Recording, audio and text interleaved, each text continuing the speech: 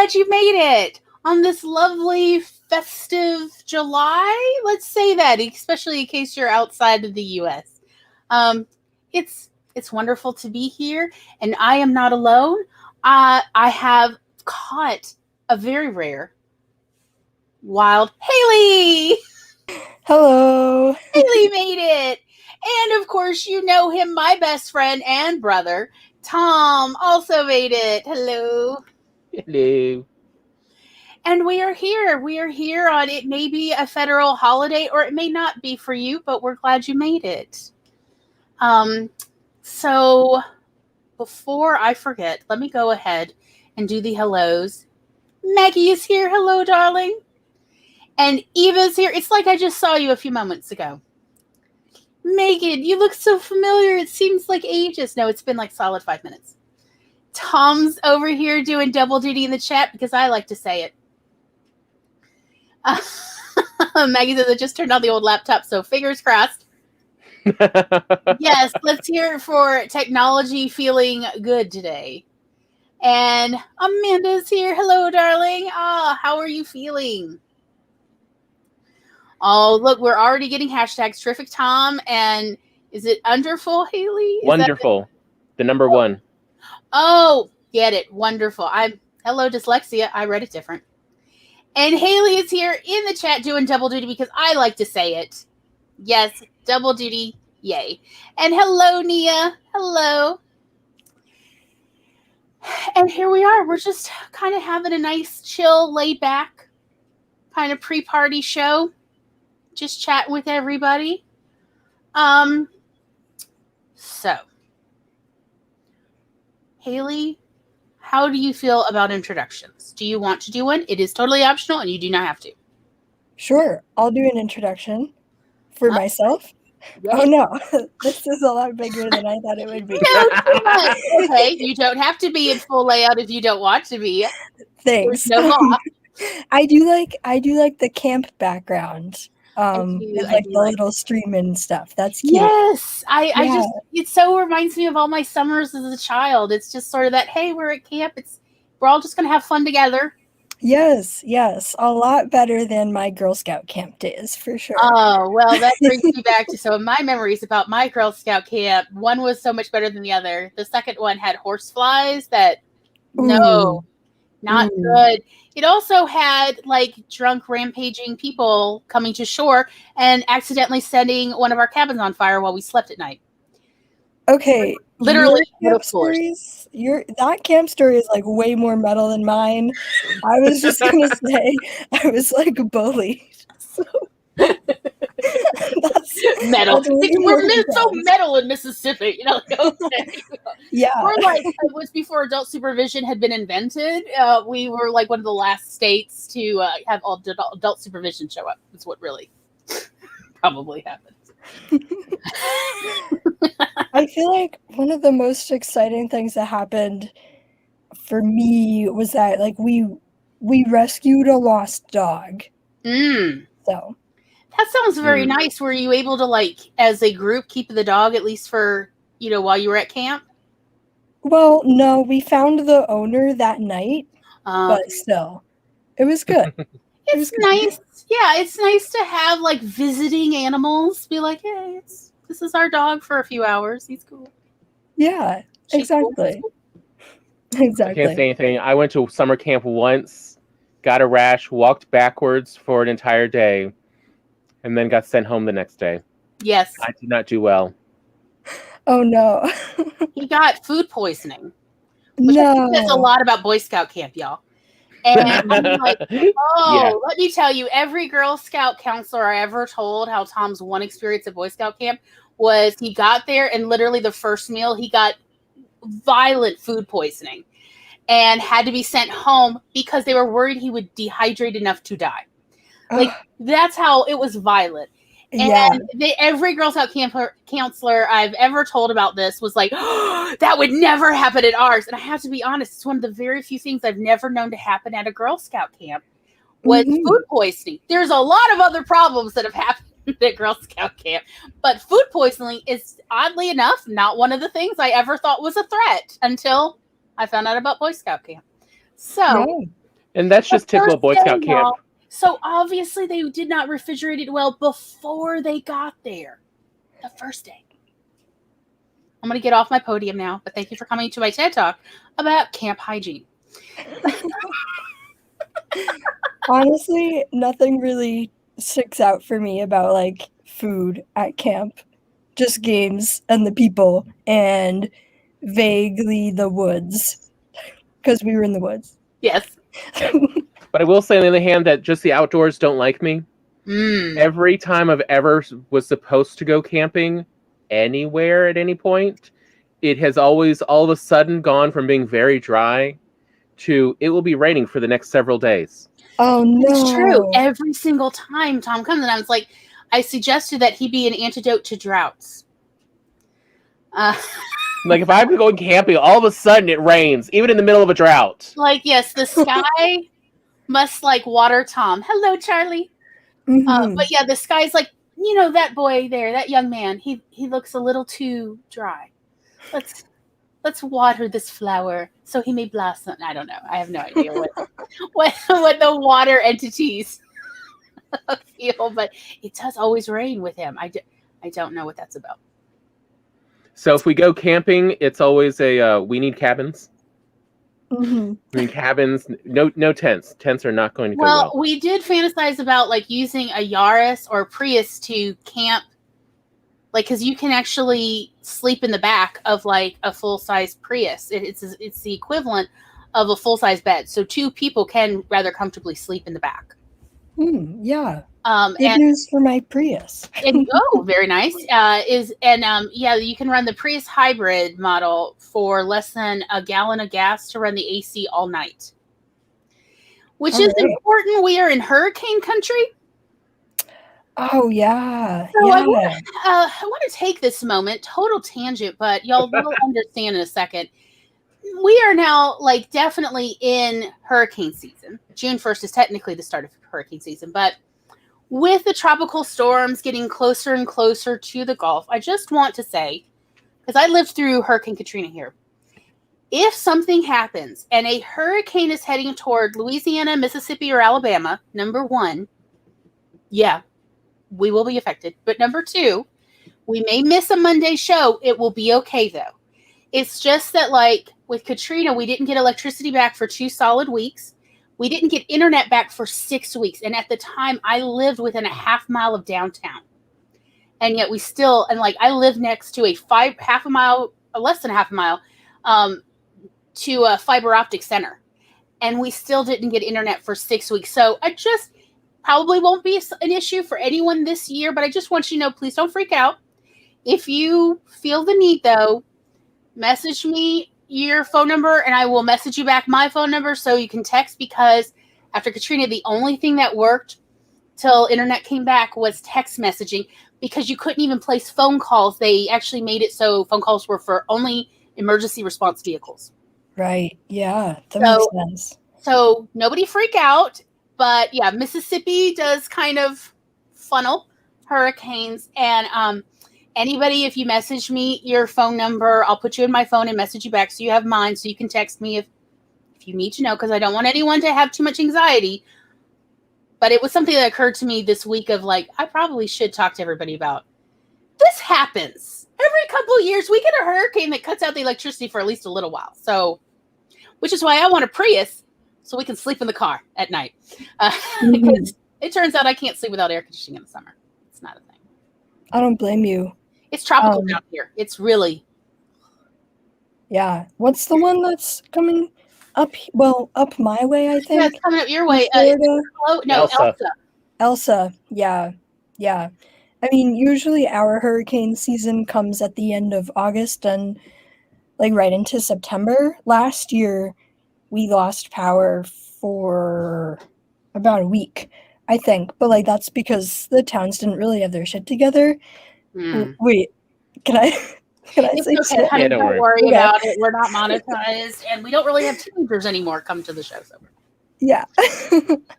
But now since I'll be further inland, I don't know what it's going to be like. So that's going to be something fun to discover, I guess. Yeah. Yeah, well, as said, if you have a Prius, maybe you might have an easier time sleeping in it at night. I can happily send you my playlist of Yaris and Prius videos on how to camp in your car.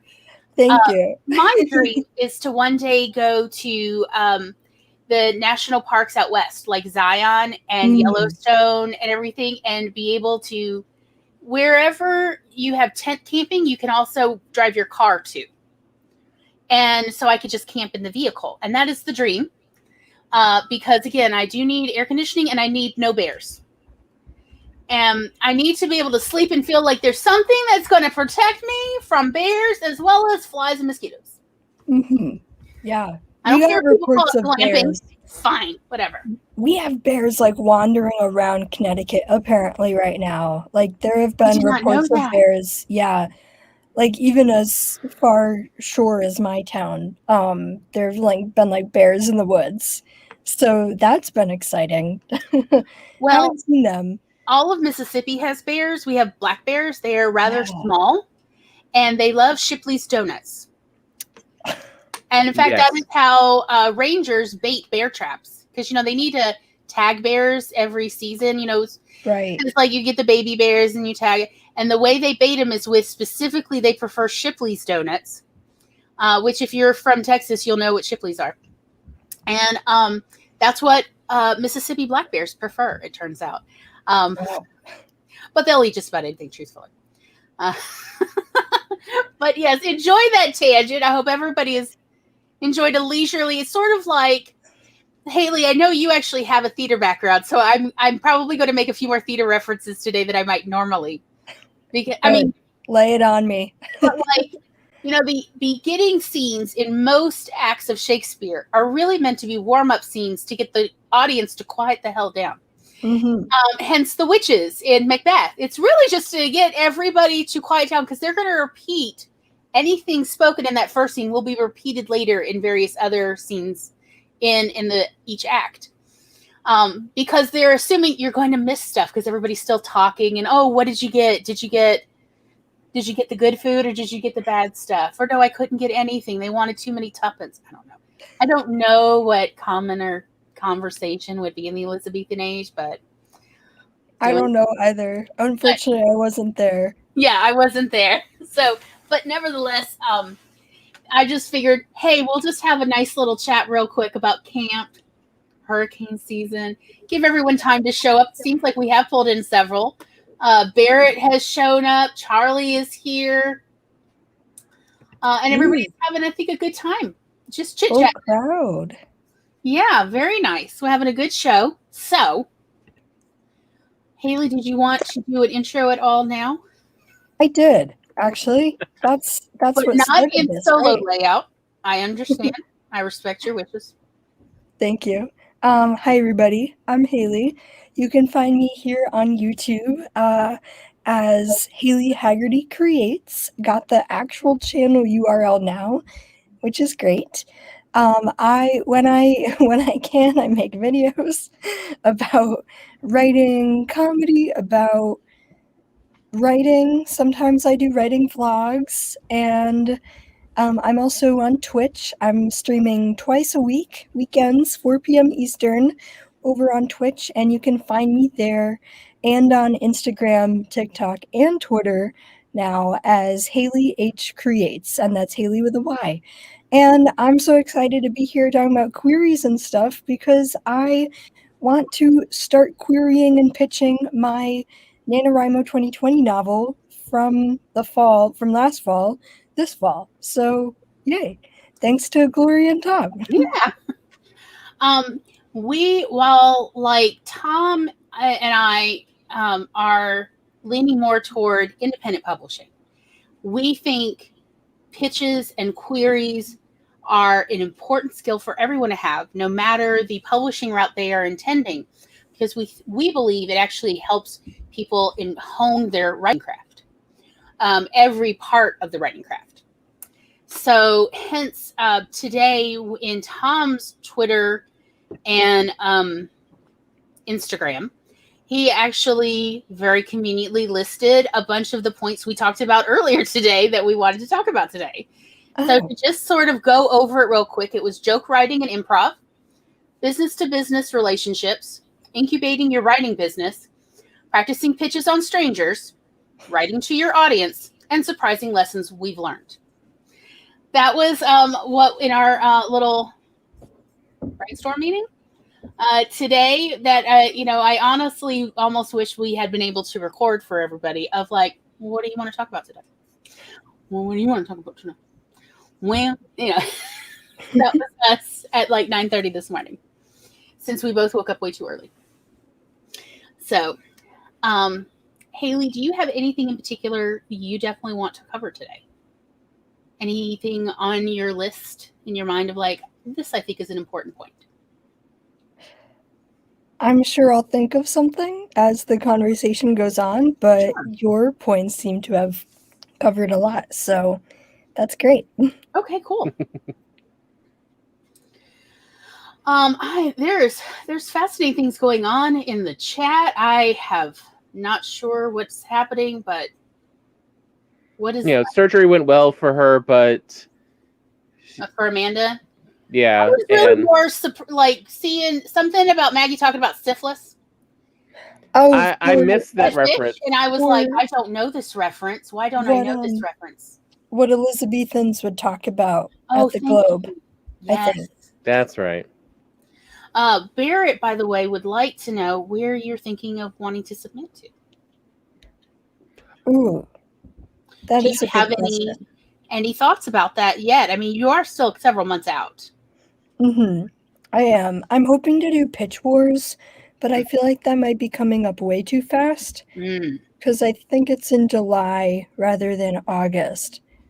But I'll have to check on that. But yeah, Pitch Wars, other mentorship programs, maybe, possibly, and then I just have to do like a deep dive into the query website that everybody uses, the official manuscript wish list.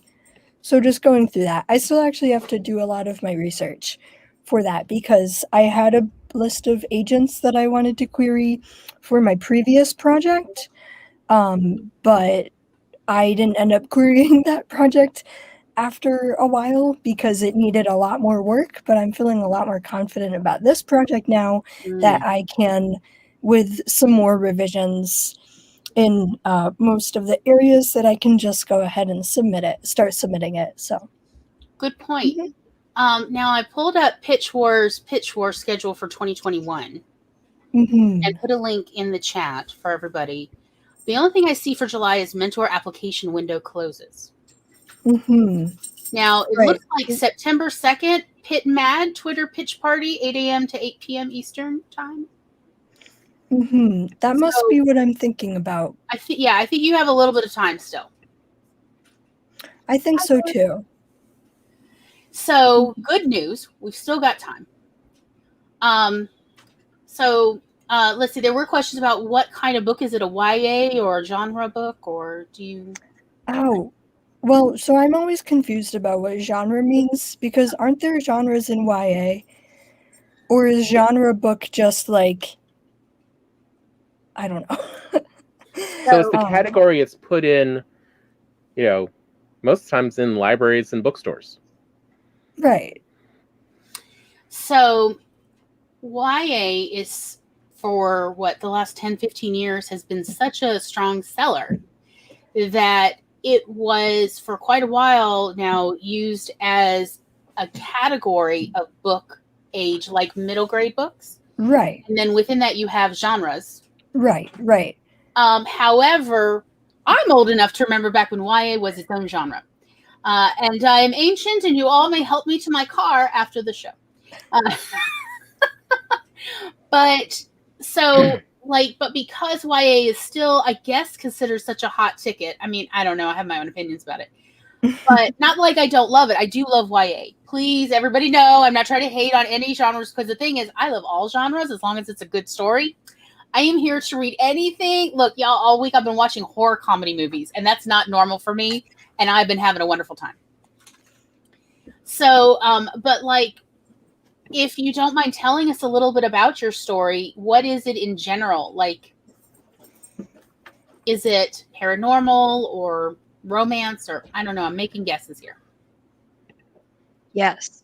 Can you hear me? I can hear you. Yeah. Okay, great. I had to switch. Yeah, so it's YA. It's a YA queer fantasy, actually. So, getting into that subset, which is great. Yeah, so it's I mean, basically urban fantasy, essentially. I have some comps that I'm looking at, which are A Dark and Hollow Star. Okay. Ooh, I don't remember who wrote it though. Well, that's why we're here. You keep Yeah. talking. Yeah, and it's basically about this girl who fails to save the world, and then she loses her memories, and then she has to get her memories back with her friends who may or may not be lying to her about who she is and why she needs to get her memories back in the first place. So it's a whole lot of fun.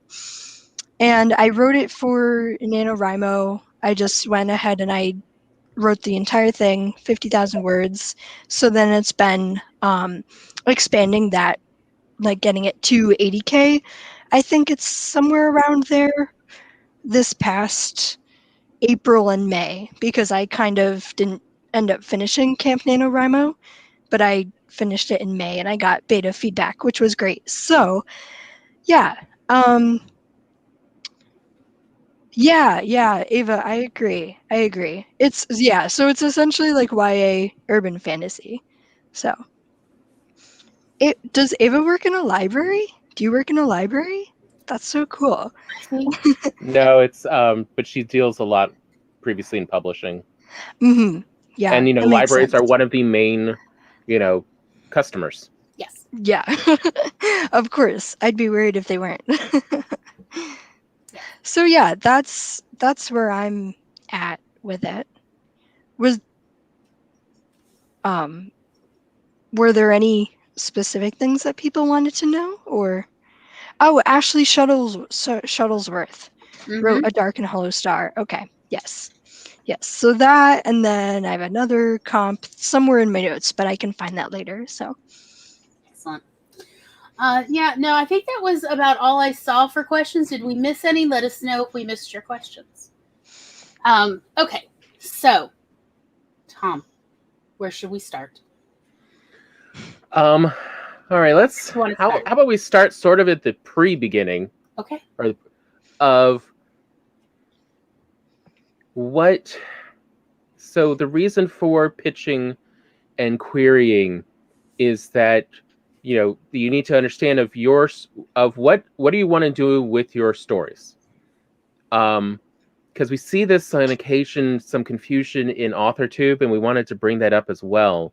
That's part of why we were talking about business to business, which is if you're looking to get published, or if you're looking even to independently publish, you are still, in the end, writing to an audience. This is not about, you're not writing a story for your own edification to just share some fun ideas. You're actually writing for something that you think that other people will enjoy. And to that end, that also means then that when you pitch and when you write queries, you are not writing it from your own perspective. You are writing it from a perspective of what will interest other people. What is it about my story that will get them interested and invested in this story? And we see that a lot of where people are having difficulties with their pitching, and where they have difficulties querying, is they're not looking at it from that perspective. So pitching is more of like how you write a sizzle for your story. And queries are the more formal business to business. Here is why I think my story will earn you money. Because that's sure, literary agents got into this most of the time because they love books and they love stories. But at the end of the day, if you're in there for the long haul for more than a year or two, and you're still a literary agent, it is about money. That's what we're. You got to pay the rent somehow, right? The car note needs to get paid one way or another. The kids' orthodontia bills are gonna come due. You got to pay the bills. So when you write a query letter, You are writing as a business owner. You're a small business owner, i.e., of one, and your product is stories. And you are saying, "Hello, person. I think we should do business together because I can make you plenty of money, and we can both become better known together." Versus apart, we both would be working harder because you don't have a product and I have all product, but you have a network. Because literary agents, what they are working on, while writers are cultivating their stories and doing all their craft research and doing all the editing and revisions that are necessary, literary agents at the same time are working on crafting their network of editors, of publishers, of fellow agents, and frankly, of what I think of as tertiary organizations.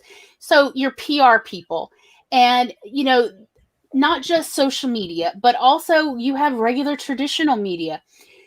There's a lot of newspapers and magazines that are always looking for what is the latest book that we can do a review on because our readers want to know. Our viewers want to hear about anything interesting.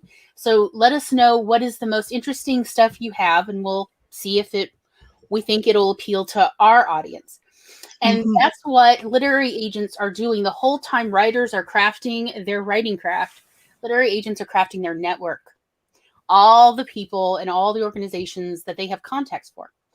So this is really a query letter is a business to business letter that you're essentially making a long form pitch. Not too long, obviously. 1 page probably is more than enough. But hey, this is why I think we can make great money together. And also have a wonderful story that we both will be proud of at the end. That is what agents for the most part are looking for. Frankly, so are publishers and also editors. Editors are also looking for a very interesting story just because, look, they need to have something out of this. And obviously paying the bills is wonderful. But being able to read fun and exciting stories and help midwife them out, which is a lot of what editors do. They are often midwifing stories out into the world. And so they wanted a story that is worth, thinking about for the next 1 to 3 months of their lives. So that is the business side of it. And then the readers are like, so I understand when people are hobbyists and they're like, I don't know that I'm really into this for business. I absolutely understand that. But pitches are still important for writers who are trying to find readers. So we're not really trying in this episode to talk to really the whole writer roundtable. It's not really focused on people who are writing for the love of writing and who do not need a single reader in their life. If you are happy to die in absolute 100% obscurity and your family members find, your hundreds or thousands of pages of written material after you die and go, should we donate it to the local library? That's fine if that's what you're into, but this is probably not the series show for you. If you are looking for even a single reader, this is it.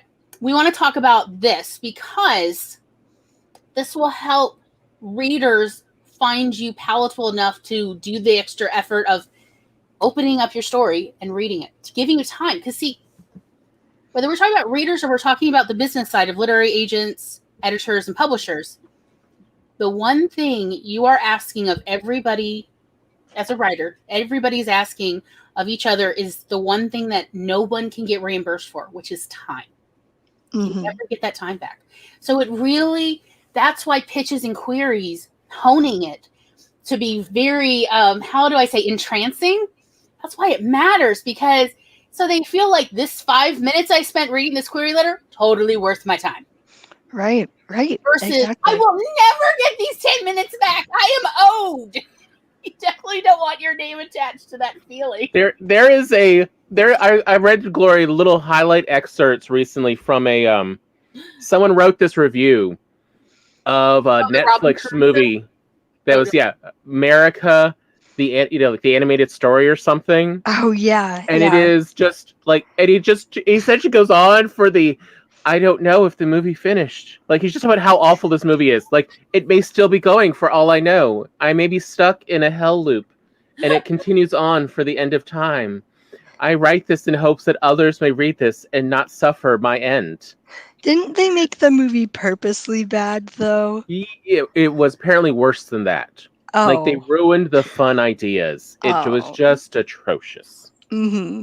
Mm-hmm. So, yeah. You don't want to, but people give you their time. They then become invested in you. Mm-hmm. Yeah, and so whether they're a reader, an editor, an agent, or a publisher, these are. Hi, Charlie. How's the crochet going, sugar?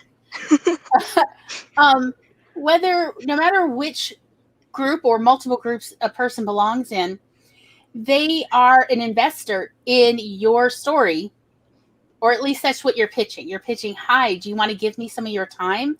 And in return, I will give you this story that will take you on wondrous adventures, or I'll take you to places that you didn't realize you wanted to go, but now you can't imagine your life without. And that is really like what they're investing. And once they've invested that time in you, they've given you some of their life, even if it's just a few minutes of their life, and they are happy with the outcome. They Important. are now on your team going, so how are you going to do? We totally are, looking forward to watching your career. So that's what we're really talking about, is how to make people happy to be part of our team, right? Mm-hmm. How to start these relationships is really what these are. Whether it's whether it's pitches or it's queries, this is how you begin a relationship. Mm-hmm. And you want to make the literary agents invest in you so much that they then end up putting that investment into like the big organizations, right? So that they can sell your book. Yeah. Benjamin Franklin was absolutely correct. If you want someone to be on your side, borrow money from them, because they have now literally invested in you. Mm-hmm. Until they get that money back, you are their investment. And suddenly they're a lot more interested in your life. Mm-hmm. If you get someone to spend some of their time on your stuff and they feel positively at the end, they are now more invested in you. And they want to see what else comes of it. Mm-hmm. And that's why, you do need to take time on these pitches and queries. And to that end, that's also why the first one I mentioned was comedy writing and improv. Which Glory is so stumbled across a book I did not know about.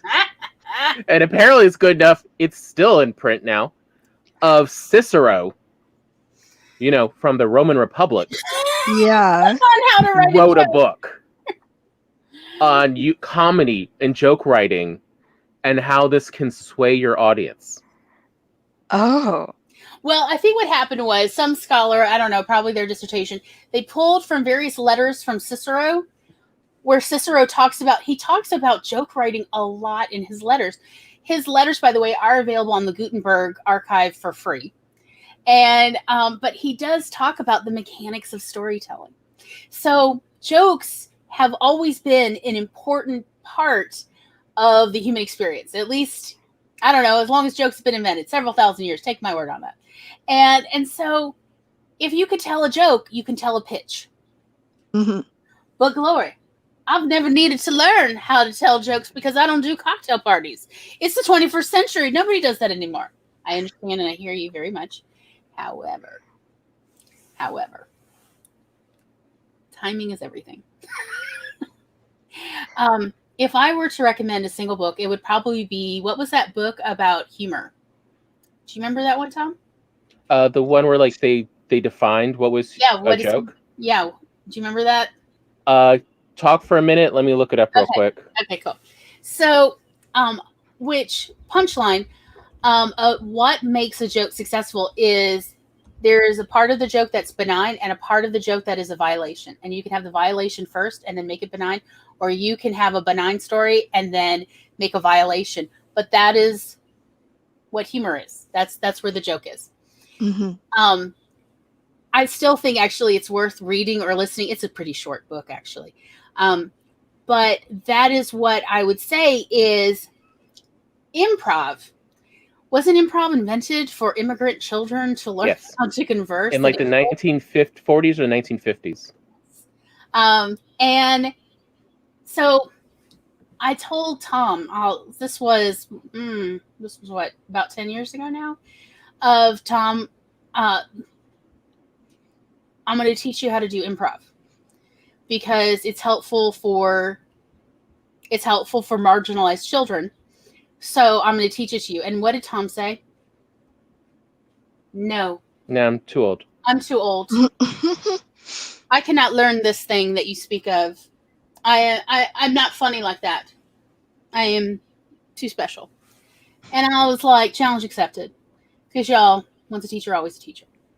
What I found, interestingly enough, about teaching Tom improv, because at the heart of improv is, instead of saying no, it's you say yes, right? I'm sure Haley's like, you preach into the choir here. I am ready to sing the chorus anytime, Glory. Just tap me in.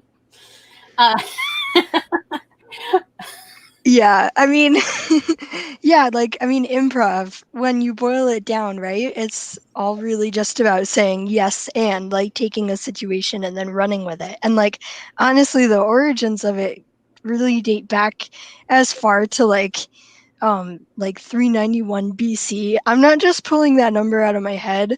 I'm looking at it online. But it sounds like a great number. I love it. It's a great number. Thank you. Yeah. But, like, honestly, it really rose. I mean, like, if you really want me to go on a tangent about theater, and if we really want to, like, talk about the history of it all, then we want to look at like Commedia dell'arte in, like, the 16th to 18th centuries in Italy. I love it's one of my favorites of performance art ever, right there. And absurd comedy, like the English version and the French version of absurdity is actually my comedy jam. It's right up there with punk rock. I love, but people don't realize that about me. It's like, Gloria loves absurdity. I'm like, you have no idea. I'm a bit off the wall, but yeah, go on. I'm not trying to take your wind here. No. Go ahead completely. Oh no, I can't tell if I'm echoing or not. You're not echoing. It feels like I am. Okay, great. Yeah, I mean, like, theater of the absurd. I honestly like it too. I mean, for me, like, that's not really comedy. It's just more like situational, I guess you would say, especially when it comes to, like, Jean-Paul Sartre and everything. But Haley, it's been a while. It's been a while since I've, like, had to talk about this stuff. Yeah, so you're like, this is. I didn't know we were going to have a quiz, but here we are. Yeah. But I'm just saying, Haley, is it life absurd? You lived through 2020. I know this for a fact. You lived through 2020, and is there anything more absurd than 2020 other than 2021? Yeah, it is in its way. It's so absurd. It's hilarious. In that, can you believe this? This is real, and everybody keeps going through life as if this is fine when it's not fine. But here we are. what else are we gonna do? Like, it is. Yeah. I'll see if I can. I'm ready to smoke a clove cigarette just talking about. Isn't it? It's just we keep living. We keep moving. I'm like, yeah. I'll. Here's my pretend clove cigarette, y'all. Yeah, and honestly, that's been one of, like, the really hot debates in theater right now, especially with, like, how much theater in America has been decimated throughout 2020. Like, right now, people are clinging to the idea of, like, oh, Broadway's coming back just because, like, one show, Bruce Springsteen, opened up, and then people are saying, like, well, what about all the different types of theater that were created during this past year? Are you just going to brush over that? Are you just going to brush over, like, the opportunities that were created? And I know this isn't really related, but, like, it's more like, which form has value in 2020 more than anything? Is it, like, the situational comedies? Is it the theater that pokes fun at being in a pandemic?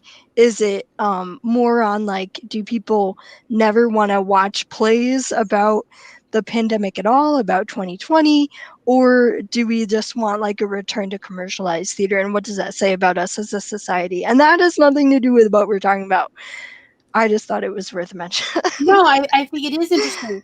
I could honestly talk about that all day and all night. And yes.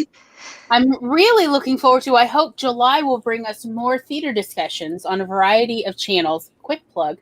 Zara, who's lurking somewhere, but also Haley. I know, Haley, you're very busy with your life, and it's a very valid life, but I also would absolutely love more theater talk. I'm just saying.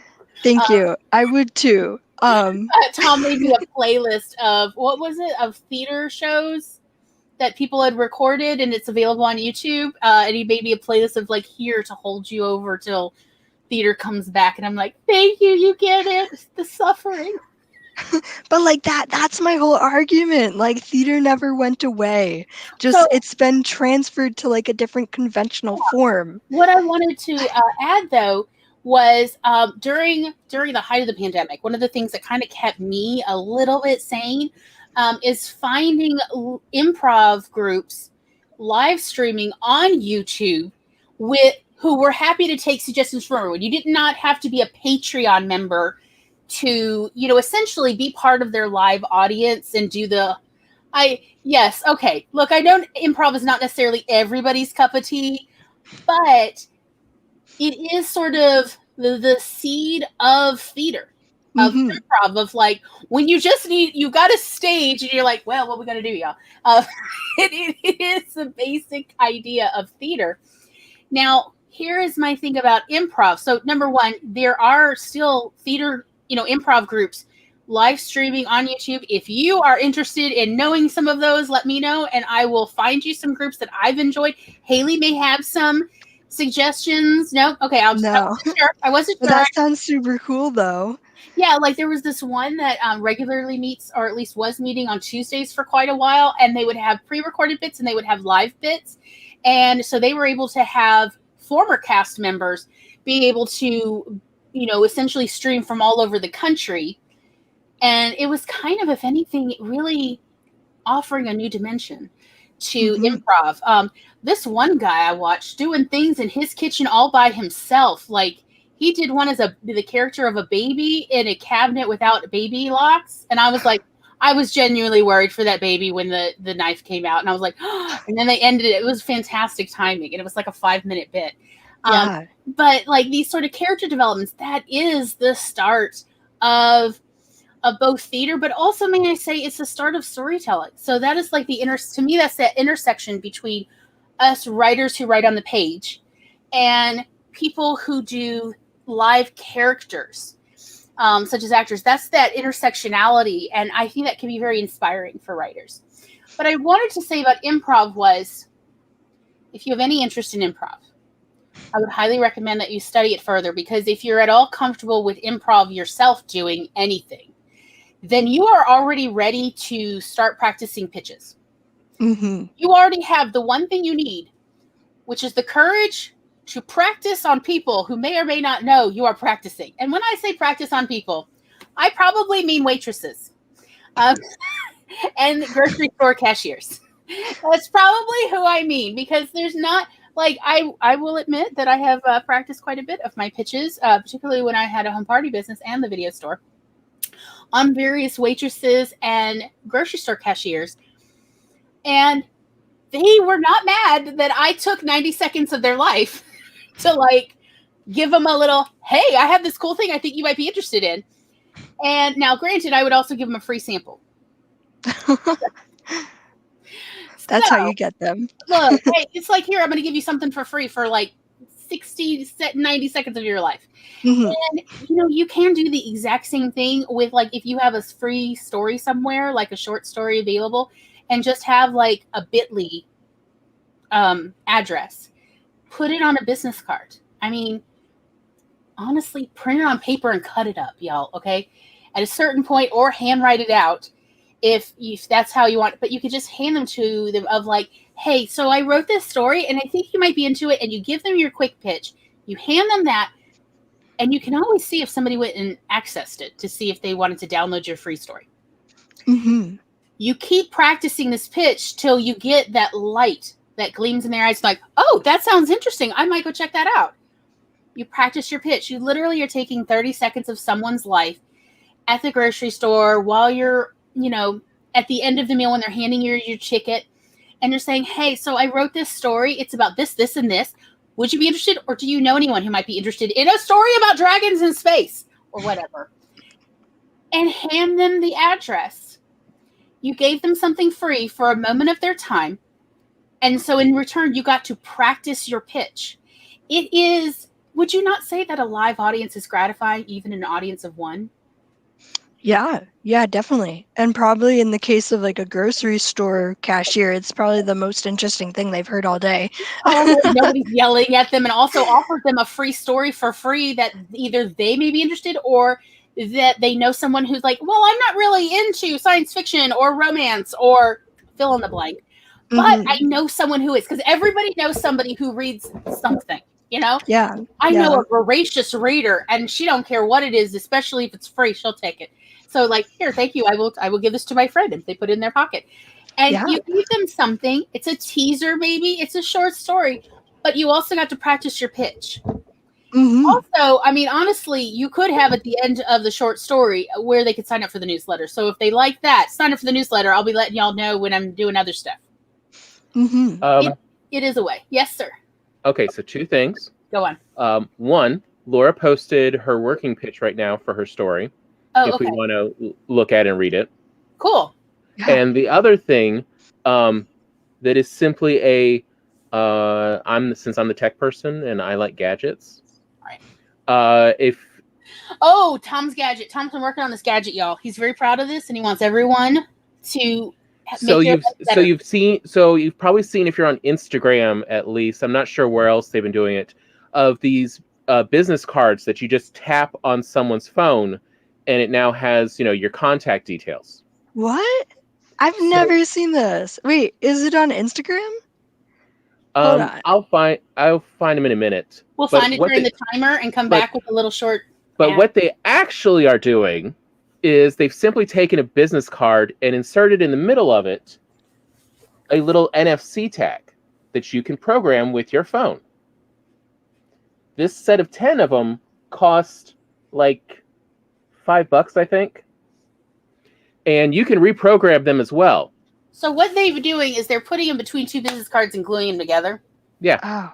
And they're laminating business cards. But what you can do is you can take a couple business cards or heck anything that will fit, something slightly bigger than your thumb. And you can tap on anyone's phone who has the NFC still enabled, and put a link to your story, and it'll automatically open it up on their phone, and they can go to it at their leisure later on. If you have like a short story you want to share with them, or something else, as you're saying, to give them a little gift or something, say like, do you want me to put it on your phone real quick? So I just want to make clear so everybody knows, it is this NFC button. It's a little wavy lined N button. You see it? It looks like an N, like the letter, like Nelly. Whoa, yeah. Do they have that on Apple, though? Yes.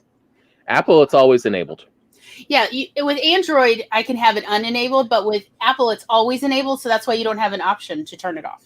Oh. But see, all of this would require me doing something in person. I'm just saying, like if you put it on a keychain, and you're like, "Hey, I wrote a story. Do you know anyone who'd be interested in? Here is my 30-second pitch." And they're like, "Oh, I know. Yeah, that would be interesting. Like, do you have your phone with you? I can literally put it on your phone, like literally with a tap of this keychain." And then they'll remember it better too. So if y'all want me to go over that later on, I can. It's a very simple little thing. I can just post. I can post a YouTube link to like someone's little video on how to program them. But it's for relatively low cost if you want to share a story or you want to share your info, or it's memorable. Also, if they're ever bring back parties, it's a really easy way to just give it to everybody. Here, let me, tap your phone, and you can all have the story for free. You don't have, because you know how people don't like to go to links? Mm-hmm. You know how there's like a loss on that, like with tweets, nobody goes to the link. They just go by the headline.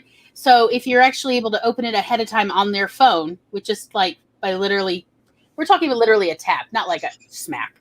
But if you're able to tap their phone with the NFC doodad, they're actually more likely to therefore use it because they've already downloaded it. It's already on their phone. It's right there.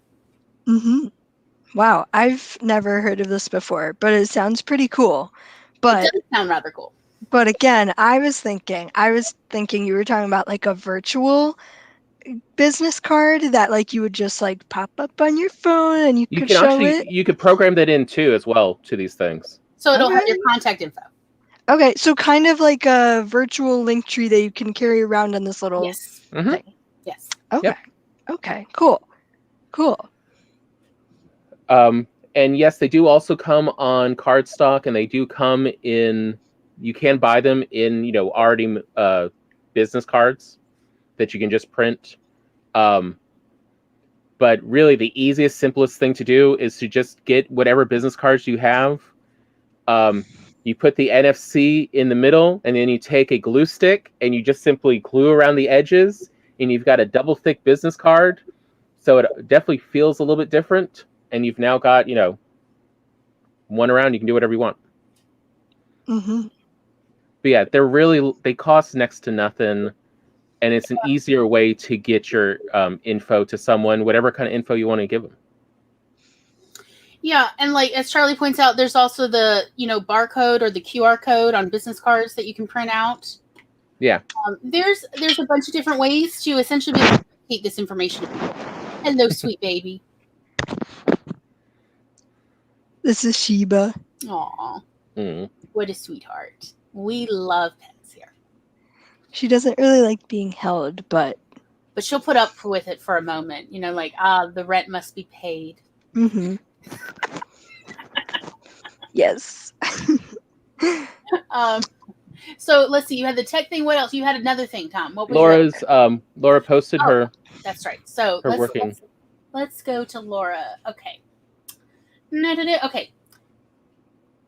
My working pitch for this adult sci-fi. When his family is murdered, Nello Abbas vows revenge on the Atheist rebels? Atheist? Something like that. Specifically, the deserting Cardus family, who designed the spook ships.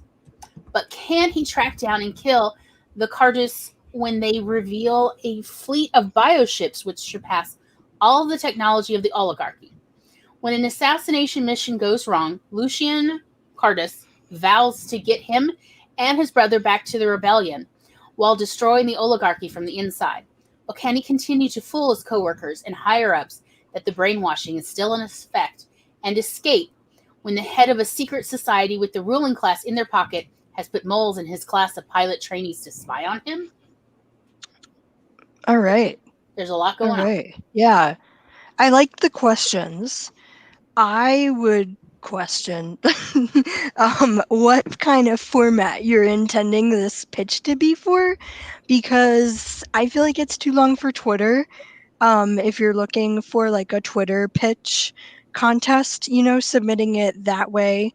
I think that like just one of because it looks like to me, well, I just went ahead and I just immediately went into feedback. Like, tell me if you don't want any feedback. It sounds like a really good story, and I love the intrigue. I love darn with oligarchy. So I'm already right there. And then family intrigue and bioships. I think the bioship part is a cool thing, and I don't know. Maybe it's just me because I grew up with reading fantasy and sci-fi where I'm like, play up the weird bioship thing. Yeah, what's a spook ship? Yeah. So let's see. What would I say to a cashier?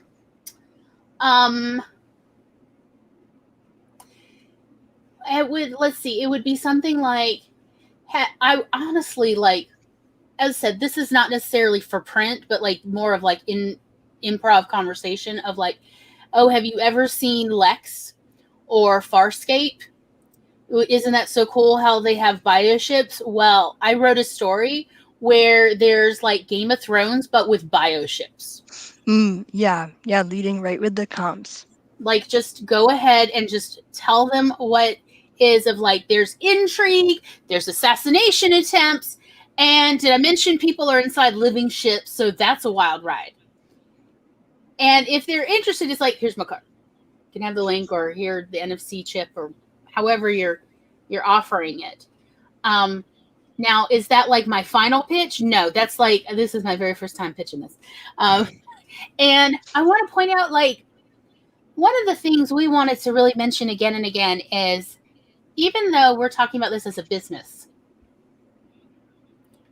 the element of play and experiment should be alive and well in your pitches, of where you're constantly sort of workshopping it in real time with real human beings. And you try various kinds of pitches to see what is grabbing people's attention, and where you're getting the smiles, where you're getting the eyebrow raises, where you're getting the eye contact, to kind of figure out what is really hooking strong and what is a mild motivator. Mm-hmm. Mm-hmm. And as I said, like, I know, like, now during, the pandemic, it's not the best time for me to be suggesting human to human conversations. I get it. I get that I am that person. Because it's hard to have conversations with people when you're both wearing masks. It sometimes can be difficult to understand people. Not all the time, but there are times where it can be difficult. So I get that this is not the easiest thing that I am suggesting.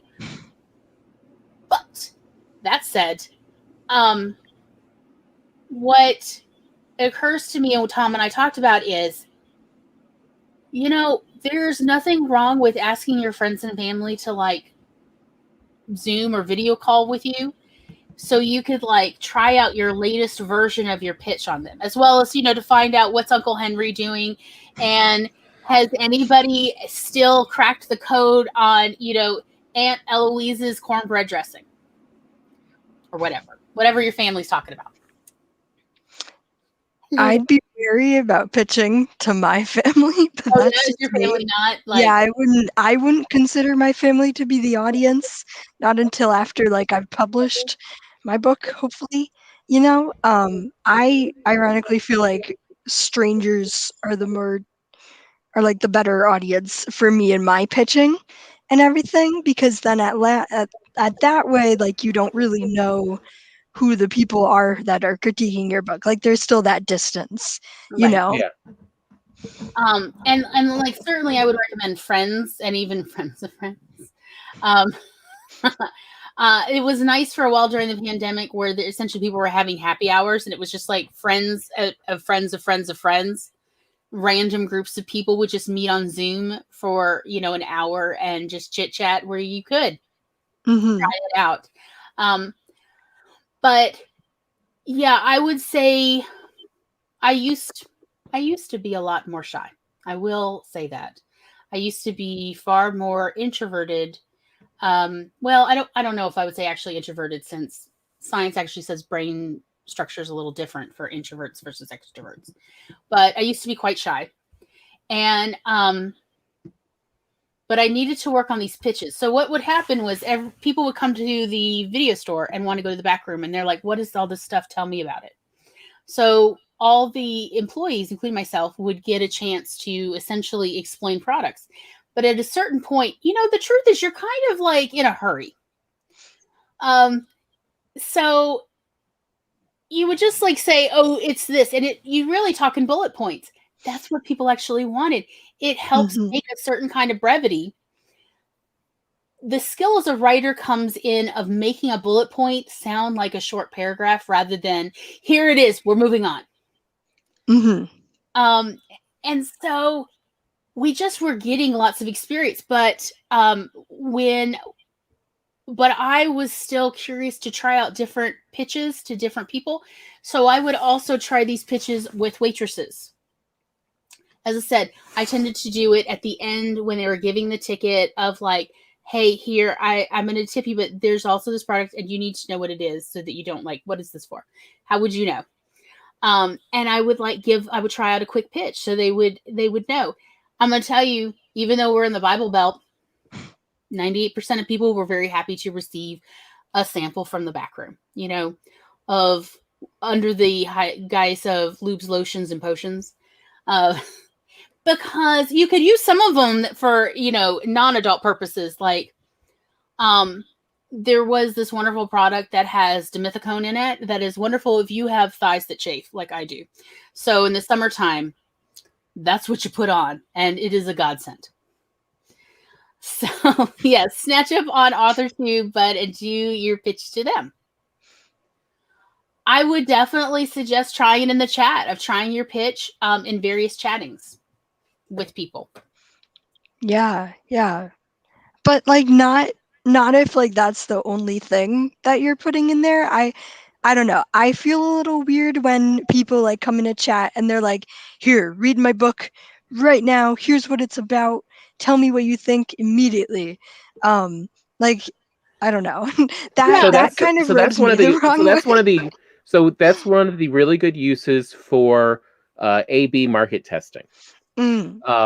Because people suddenly feel like, because it's I want your opinion. I'm not trying to sell you something. I want your opinion.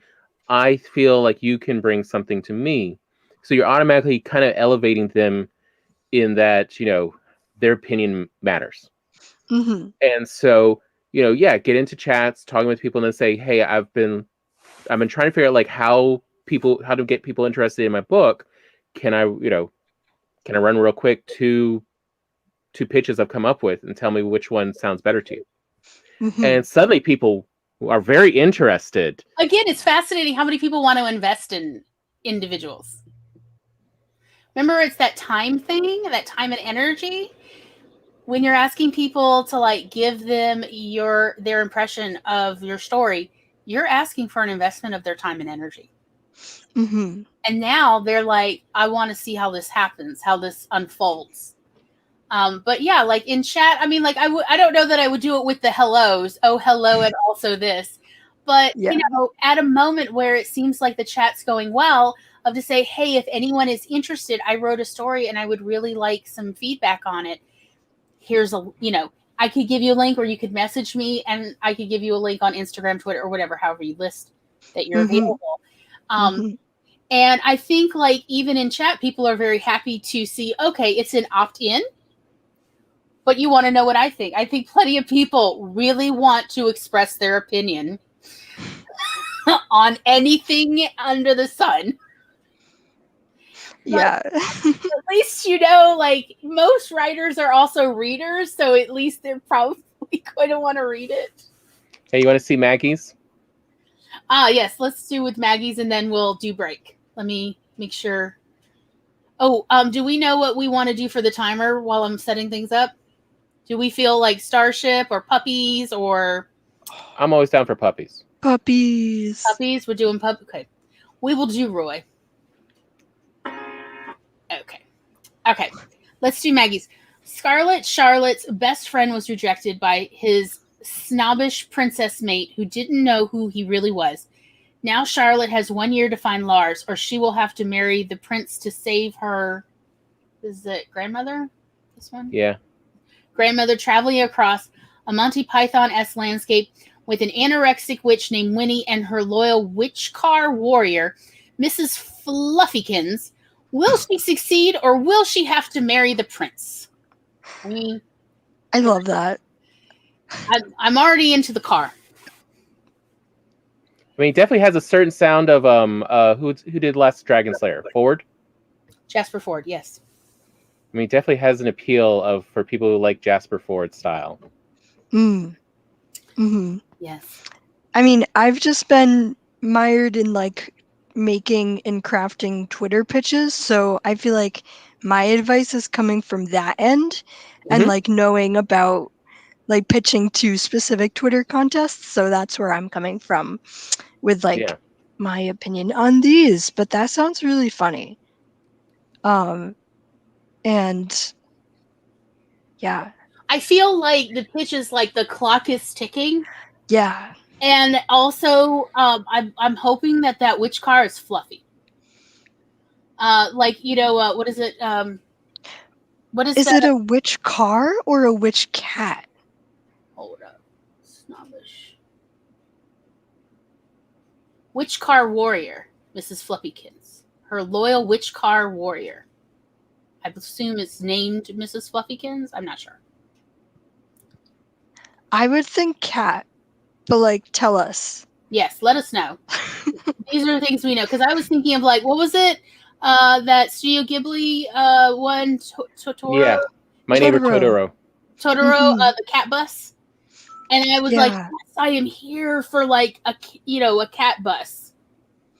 with opinions where you have to argue with it. No, we want to go. No, stop smelling things and stop eating the grass. We need to leave now. Go.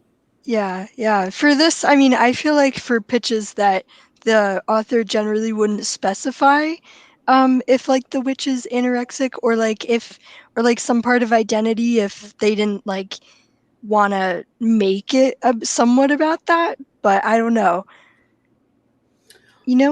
Does that make sense? Yeah. I mean, and you could just say disordered eating if there is essentially something about a relationship to food in the story. Which cat?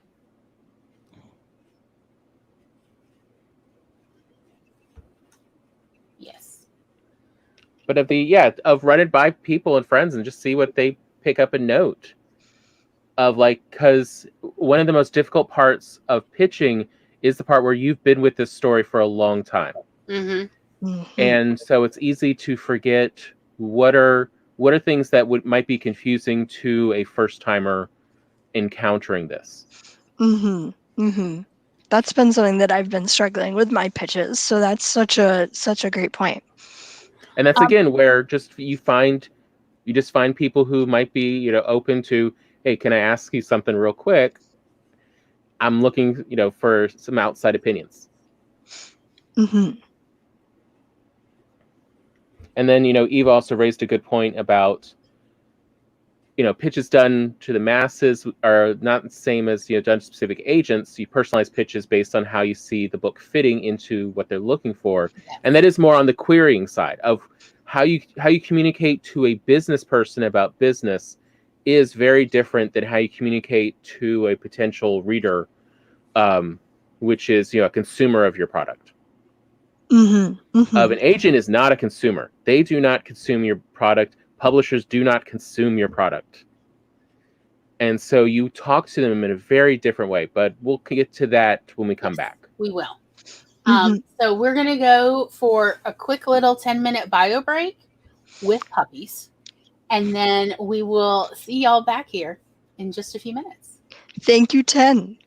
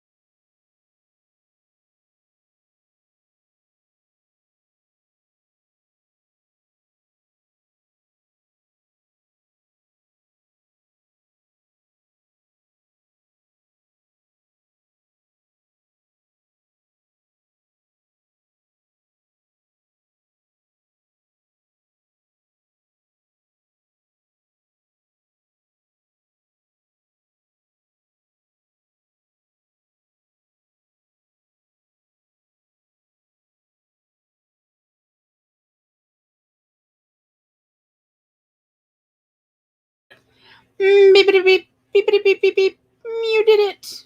Congratulations.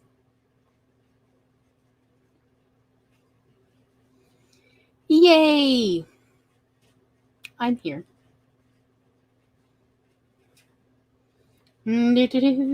Tom's still making popcorn. How did everyone else do? I tried to get Haley's information updated in the description, and then I played with settings on the show. And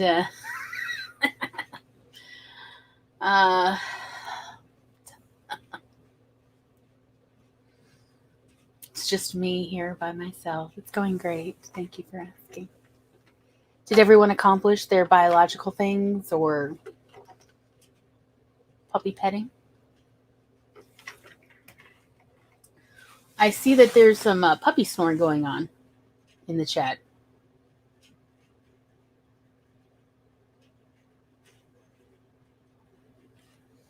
It's just us. I'm just over here by myself. Is this thing on?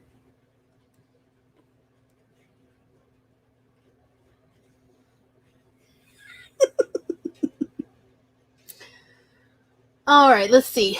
Maggie said load of laundry and put clean sheets on the bed, and then I put an ice pack under my laptop. Excellent, and also good luck to the laptop. Thank you, Tom. Popcorn has been delivered, y'all. It smells amazing. Amanda got puppy petting done between snores. Excellent work. It's about priorities, y'all. Were you here for the ASMR? You are now.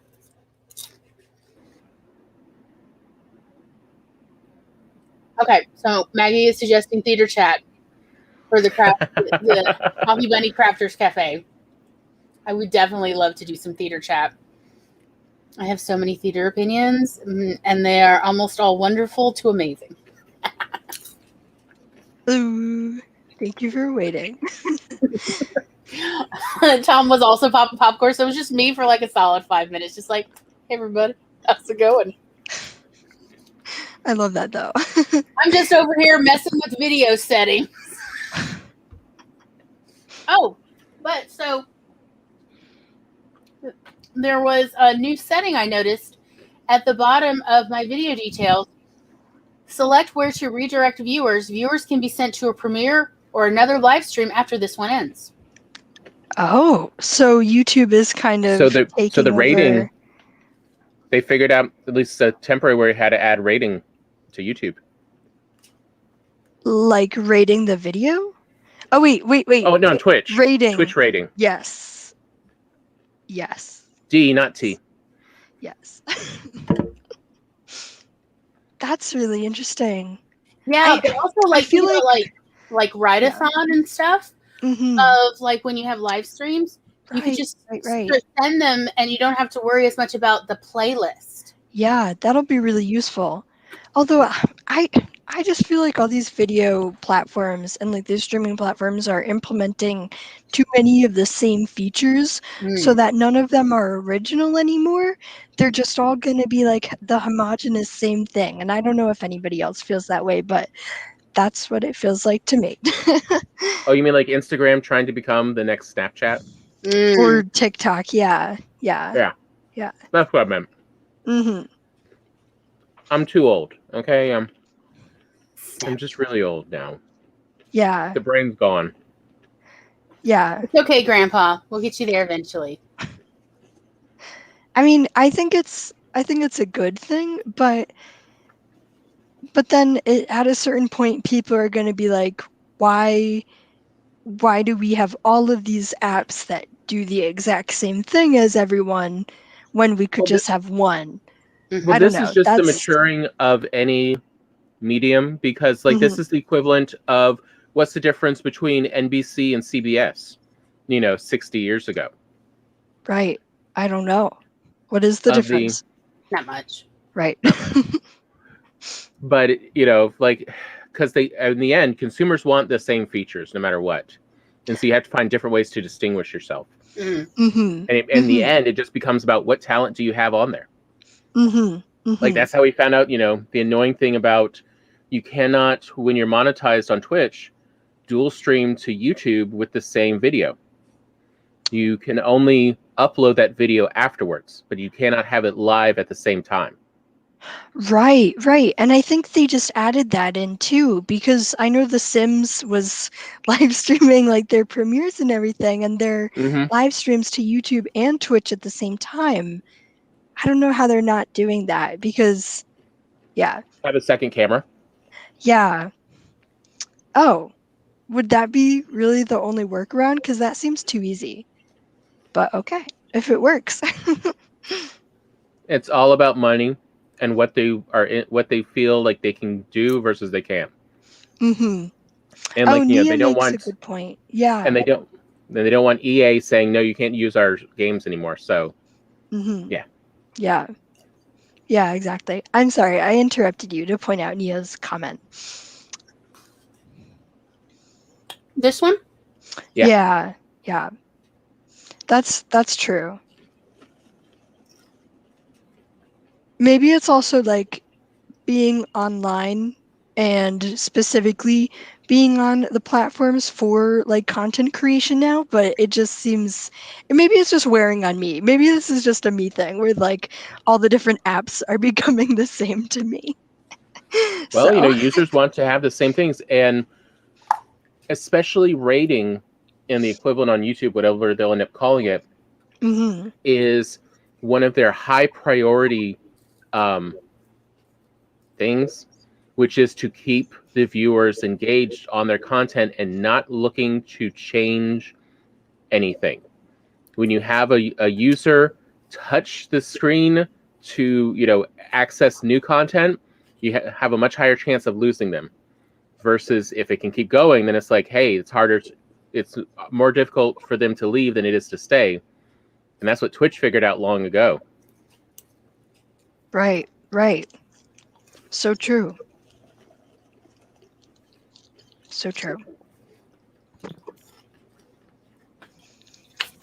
Okay. But here's the comment from Merck.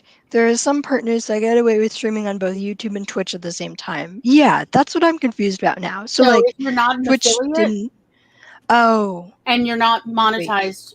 So YouTube's wording is monetization, and Twitch is Twitch affiliate. If you're not essentially monetized on either side, you can still dual stream without being in terms of service violation, at least at this point. Oh, so you can dual stream on Twitch if you're a partner, but not an affiliate. I don't know if you can do it as a partner either. I just know. But if they're big enough, or if you're big enough, I assume that you can get special dispensations. Or like a corporation. Right. You're bringing them enough money. Do what you want. Yeah. That makes sense. Because the only thing that actually has, fair play is a game. That's why it's a game. Oh, bless you. Oh my goodness. Wow. That was that's an impressive nose there. Oh dear. Our commentary.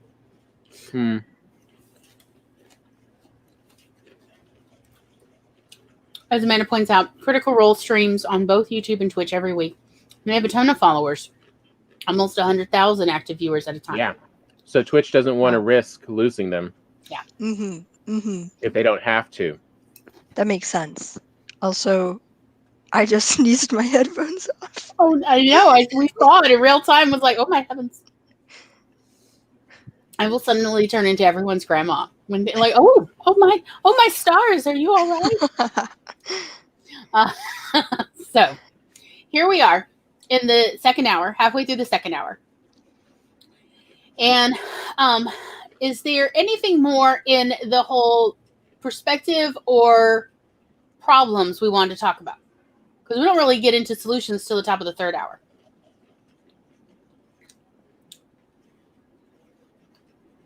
Also, I have updated Haley's information again in the show description. Thanks.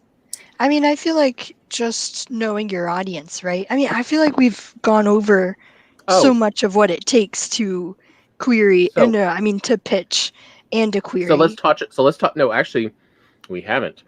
All right, Gloria, let's talk about querying and communicating to someone on a business-to-business level, which is something we do actually have a lot more experience with. True. Than most people on AuthorTube. Because business-to-business relationships very different. Yes. This is not a friendship you're starting. And that is the mistake a lot of them make. This is not a friendship. This is a mutual... look for a life partner or even a business partner here. This is we are both going to make each other money. That is, it's a mutual assistance program. Mm-hmm. It's the relationship you're going for. And so how you communicate with them is very different. Yes. So bringing up your own research. Actually, why don't you go into it, Gloria? Because you do it better. Well, I'm not sure where you're headed, so give me a bigger hint.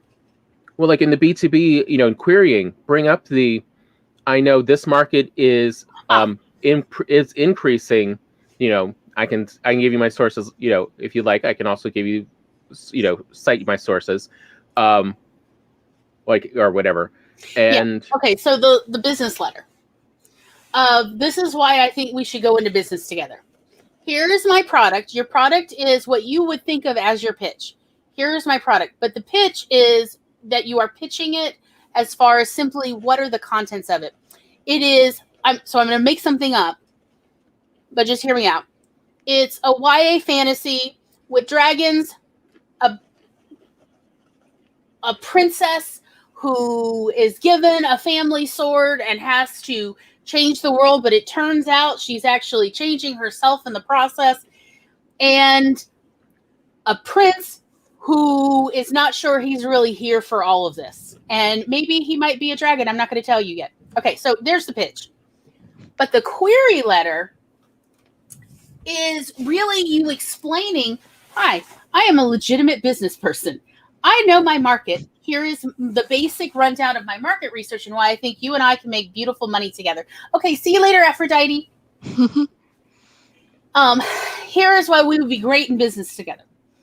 And then you literally list, or you not list, but you talk about why do you think you and the agent, or you and the publisher, or even you and the editor, frankly, depending on the kind of business transaction you're doing, why this is a good business venture to go into together.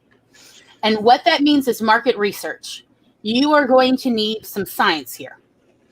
That's where we've talked before about Edelweiss, the website, and there's a whole bunch of other ones that we talked about in the previous Pitches and Queries episode, where Zara and Barrett in particular talked a lot about some of their market research software websites that they have access to, that they offer assistance for others if you need help for that.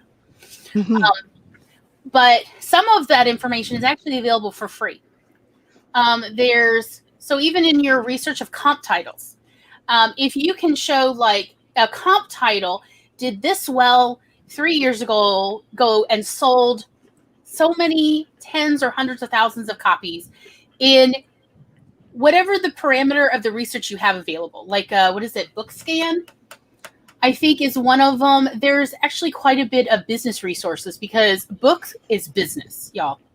Think about it that way. And there is a surprising amount of this information available for free because they want you to buy the subscription account. But they know, just like I've told you before, in sales, people don't care what you know till they know that you care. They're willing to give you a free sample of it. And when I say free sample, I mean they're giving you the most basic information, which may include sales. Also, you can check Wikipedia sometimes, especially under references and external links. They may have links to where they got information of how is this a bestseller? Mm-hmm. When it sold, how much did it actually sell, and according to whom? Mm-hmm. Even if you think the resource is shady, you can still put it in your query letter. Quite honestly, essentially, this is almost like a cold call, but in a letter form. It is okay to not have the world's most expensive sources cited for this. But they want to see more like you are at least looking at trends, you're looking at market watch for books. You're paying attention to what Nielsen is saying for book sales. And you are saying, this is why I think we can make money together. This is doing well. This is on the upturn and is projected, this kind of genre is projected to actually do better next year and for the next 3 years. So we have a solid place to sell these books and so on. That is the majority of your one-page letter. That pitch should still only be a short paragraph. And so you need to have it full of hooks. Like, just tell them the parts that are interesting. And then essentially, just like school papers, so here is my opening idea. And then the rest of my paragraphs are going to be citing those lines of like, dragons are selling well. And so is YA fantasy. This is, market projections for this. You need to actually be telling them why they want to be in business specifically with you. Mm-hmm. And, and if that means that you also like go, and I also have an MFA, or you feel like you have something, like this is my third book that I've written. You don't have to say it wasn't published. Or whatever, or I have the benefit of an entire writer group behind me to help me with this. So I think that you'd be very interested in the manuscript. Let me know if you want to essentially give me a little more of your time, and we'll see what you think. That is what a query letter is for. It is not for making friends. Mm-hmm. It is not for becoming lifelong bosom buddies. It is also not for getting into a deep contract with somebody because they don't know you yet. They need to know that you are a business person on your own, but that you have chosen them as a potential person who would be good in this venture. They want to feel special. It is like a blind date in that respect. Like, they don't want to feel like you're just like, oh, I just swiped right on every single Tinder picture in the hopes that somebody, can you tell I don't actually have Tinder? And I have no idea what I'm saying right now because I haven't dated since OkCupid. But anyway, it's a long time ago. When OkCupid was completely free and they promised it would always be free. No. It still is, but when OkCupid was still owned by Spark Notes. Yes. Oh, is it not anymore? Oh, God. No, it's been bought a couple years ago. I've just given up on dating. There's just nothing. Yeah. I'm just on the shelf. But Glory, I feel like your interpretation of your talk about the query process and like trying to get an agent. I was almost going to say seducing. No. It's not that far off. I mean, look, I am pansexual, so you're not that far off, but I have found it to be effective in the past. But you're seducing with business in mind, not, other things. Yeah. No, I like how you're really just laying it out right there. And like, you're really going all in on, it's a business, it's a transaction, essentially. You're putting your book out on the line. And yeah, like that might be like a personal part of you, depending on, your writing or whatever. Sure. Absolutely. But like at the end of the day, you are there to sell because you're doing a query. Well, and like you said, I mean, well, a better way to think about it is what you have is an invention. You have invented this story. You now need someone to take this invention and bring it to market. Mm-hmm. And that is what you're doing in this query letter. So here's the basic gist of my invention. Here's why it's of use or interest to other people. That's all they need to know. Mm-hmm. Is what kind of market is this invention for? And then how much, essentially also, and then shows your credentials of how much of a business person are you? Or are they dealing with someone who's truly, versus if you're a newbie person who just has no idea how the business works, and just how much more of a headache are you going to be? Like those are the real factors they are considering, is just how much effort would they have to spend to get this to be something functional. They are not here to deal with someone who thinks they are, the next bestseller automatically, and they have never gotten a single story out. I mean, if you've ever done business with other companies, like I have, there comes a moment when you realize, oh my goodness, I am strapped with this burdensome company where nobody is really trying to sell. They're trying to postulate. They're trying to do things other than sales, or at least to produce so that I have something to sell. How am I going to get out of this as quickly as possible? I have literally had that happen. Do you remember the snorkel thing? Oh God. No. How about the screaming company? It was for oral sex. It was a snorkel for that. Oh yeah. And they really did not know how to run a business. The shirts looked great. It was a cat wearing a snorkel, y'all. Okay. It was a comic. I feel like wrong vibe there, but all right. Good business. In fairness, it was the mid-2000s. And like they were like, we'll give you all these free samples, you could test the market, and I'm like, why not? But these people who had started this company really did not have a clear idea about production, let alone keeping costs down on production and also bringing the product to market quickly and reliably. So the first shipment, I was like, okay, send me 10. We'll buy 10 because they gave a good price on it. No problem. The next time, so in the Deep South, at least at the time, there used to be some sex clubs.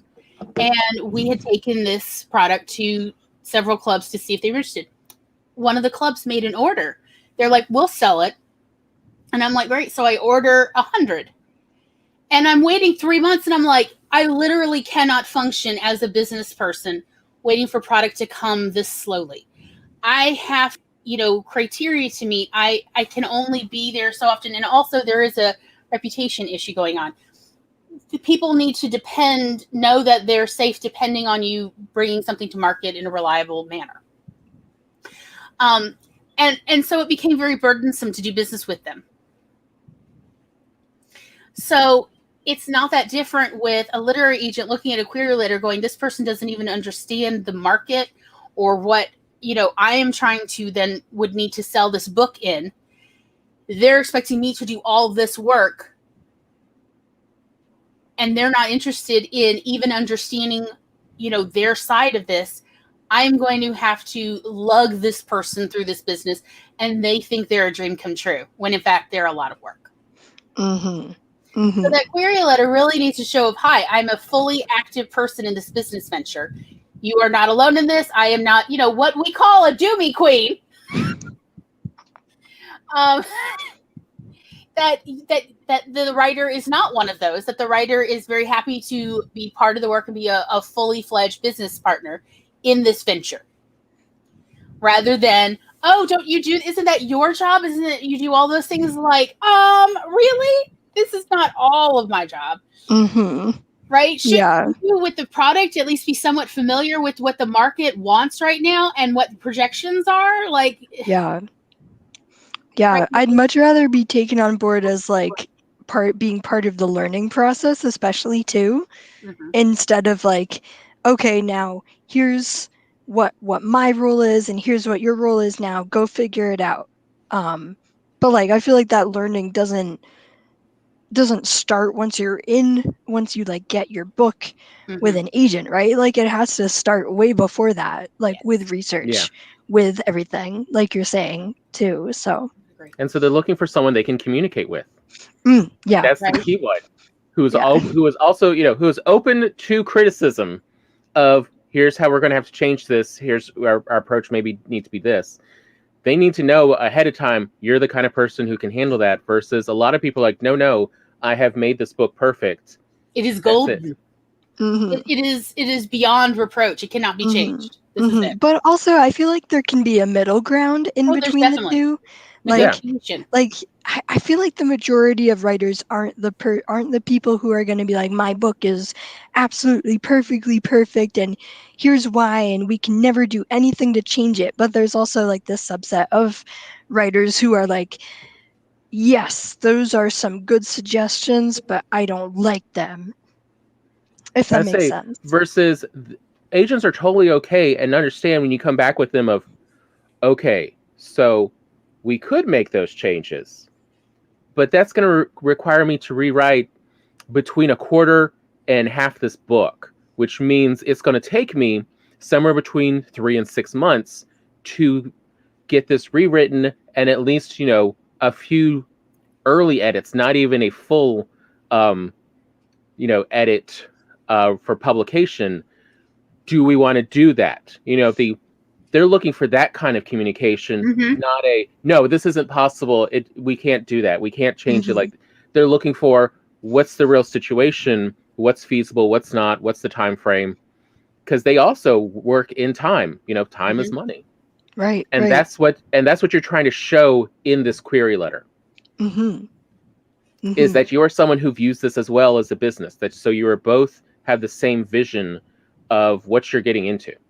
And that's what we see. And that's what we see like come up in versus these pitches. They think they're just trying to make, often in these pitch wars, they're just doing why would a reader want to read it? Versus why would the market want this?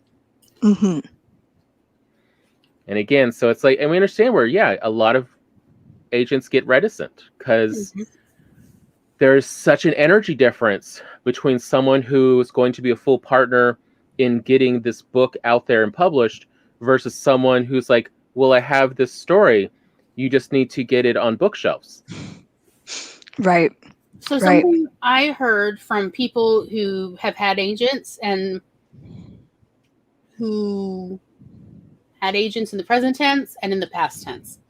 Something I've heard, not from everybody, but was surprised when I've heard this a couple times over the last 20 years of, what's going on with your agent? Oh, I'm tired of making the money. Hold up. If you feel that your agent doesn't do any work, that's not necessarily true, or maybe it's entirely accurate, but it says something about your business venture is floundering. This relationship as a business relationship isn't working. And I definitely know a few things about dysfunctional business relationships as well. I had been known back in the day, I once threatened a company that if they did not behave nice with me, I would make them deal with this particular employee who they did not know was my mother. And I knew that they hated this employee because this employee was so annoying to them all the damn time. So, because I would hear her calls. My mother worked for me for a while. And I would hear her talking to them, and I'm like, they must be so annoyed. She just keeps rattling on, and they have things to do. And so I would like, look, if you can't play nice with me, you just go back to Lynn. And they're like, no, it's okay. We'll work together. And I'm like, are you sure you actually want to work with me? Because all I hear is you giving me the runaround rather than actually trying. Like, when you say this product will ship on this date, I want a call when you know it won't. I want an email to say, as soon as you know, as soon as the foreman on the factory floor is like, we ain't making it by this date, I want to know immediately it's not coming in on this date. And then this is what they're currently estimating. And when that estimation changes, I want to know. Like, you need to tell me what's going on because I have like all this distribution network I have to distribute these products through. Because at that point, I was also working as a wholesaler. And I was like, if we can't have this kind of relationship, then I will go to a different company who sells a similar product because believe me, you're not the only game in town. But like a lack of communication is a problem. I am not here for, your emotional hangups because I am in a business. Talk to your romantic partner about your emotional hangups and then, have them hug you and pet you and then have you email me and let me know that, the product's not going to leave the factory floor on time. I need to know that part. And then afterwards, I'll be happy to have a nice little chit chat with you. That's fine. But like, I need you to communicate with me clearly and concisely as soon as you know something is up. Because I'm the kind of person who doesn't like surprises in business. And I was always very clear about that.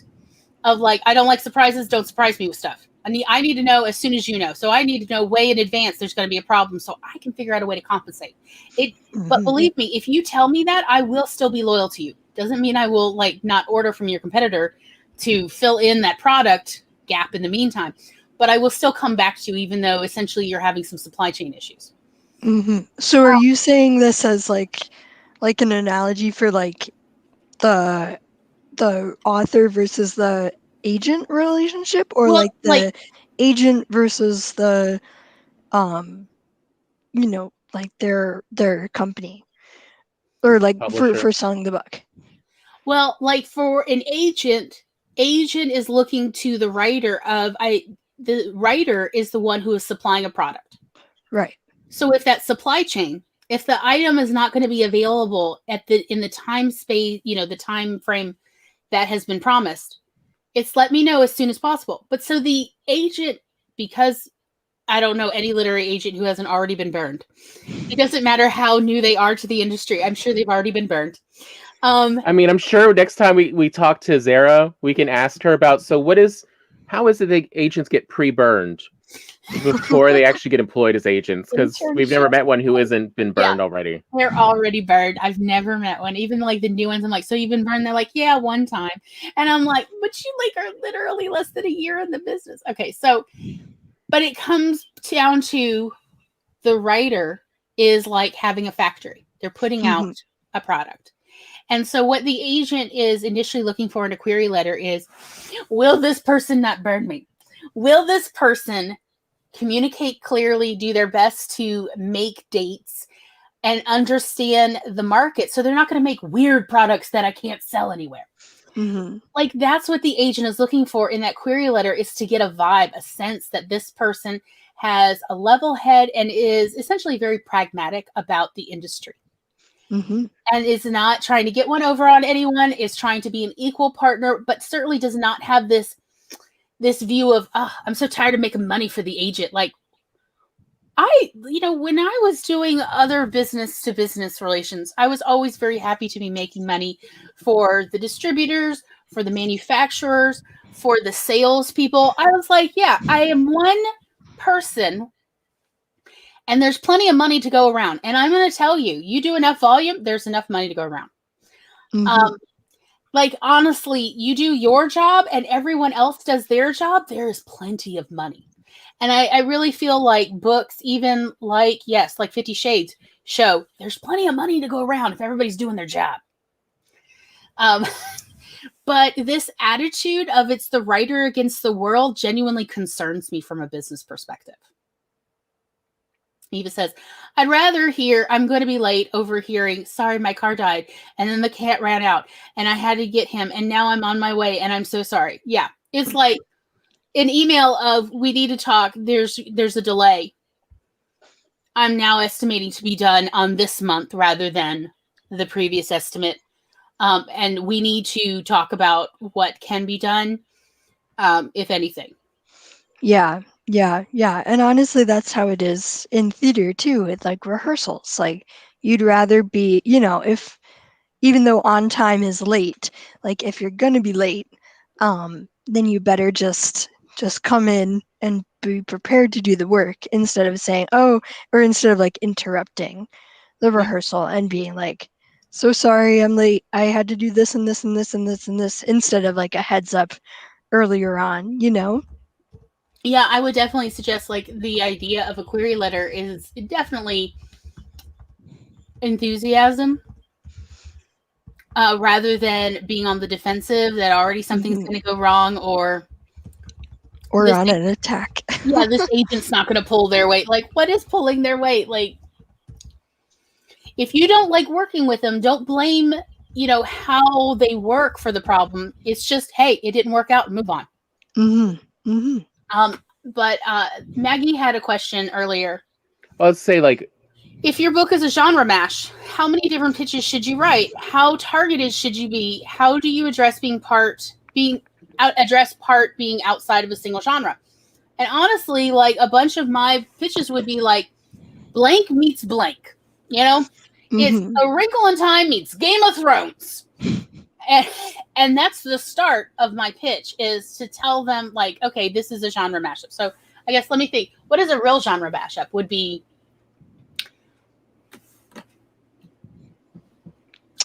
Game of Thrones meets Operation Petticoat. What is that? Well, Operation Petticoat's a movie that I watched last night. It had Cary Grant in it. Cary Grant and Tony Curtis. Hello, meow meow. Is that the Pink Submarine? I can't remember. Yes, it's the Pink Submarine movie from World War II. Yes. But yeah, like essentially a World War II movie meets Game of Thrones. Okay, now let's go. That, and then there's the rest of your pitch. I would let people know in the pitch immediately that it's a genre mashup by using those read-alikes or comp titles, or at least genre. Like if you can think of something that's sort of quintessential to that genre, it doesn't have to be an alike. You know, if it's a World War II story and there's a submarine, you could call it, name anything that like people would know. Das Boot. Das Boot meets Game of Thrones. It doesn't have to be that close. It just has to be a vibe, if you will, for blank meets blank, and then go into your pitch, your actual pitch.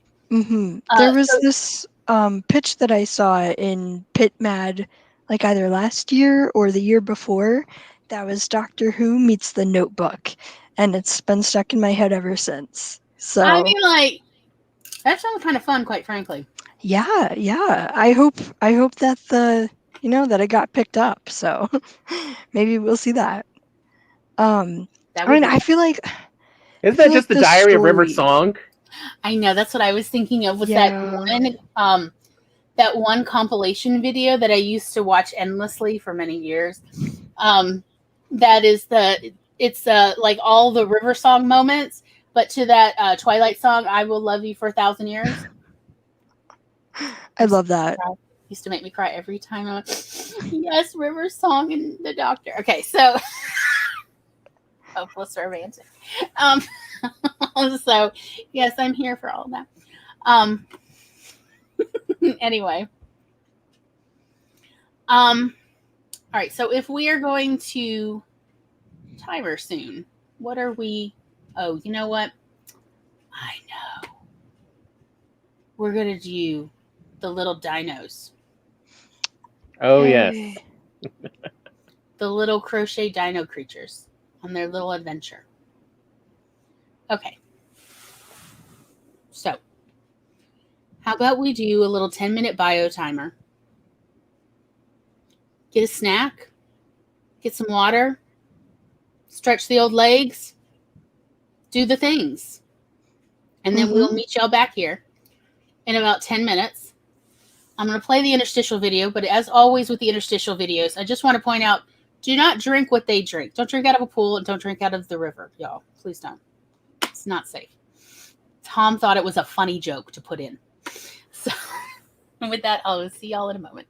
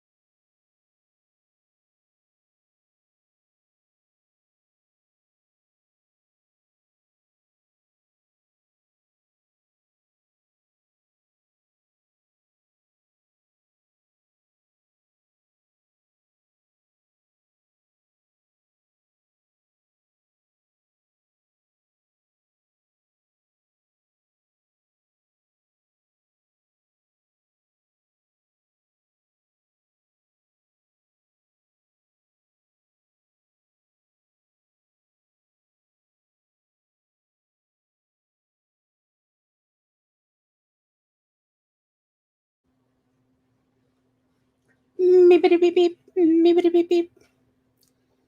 Beep, beep, beep, beep, beep. You did it. We made it.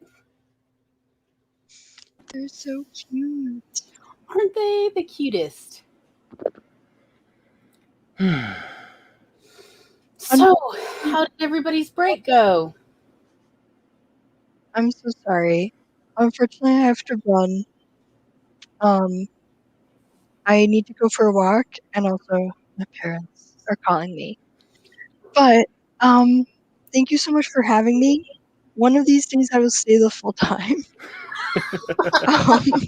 Thank you for I joining swear. us, Haley. It's been lovely having you. No, you. Oh, Yeah, well, thank you so much for inviting me, and thank you for thinking of me in the first place for doing this. Actually, I reached out to you, didn't I? So that doesn't ignore yes, I that. didn't even know you were available. Yeah, me too. Me too. It just happened. Haley's links are down below. Yes. Check me out, please. Yes. That'd be great. Hoping to have a video sometime in the next few weeks. Are you having any videos or not videos, streams anytime soon that like on Twitch or anything? Oh yeah, actually I am. So next Sunday is gonna be my next stream because Saturday I'm moving. So yeah, Sunday, 4 p.m. Eastern. Check me out there. Thank you. Be there or be a square. Awesome. Also, check me out on TikTok. I just posted a video there. So Excellent. Excellent. all right, thank you so much for having me, and I hope you have a great rest of your talk, everybody. Thank you. Good luck. Thanks for joining us. Yeah, of course. All right, bye. Bye. Bye-bye.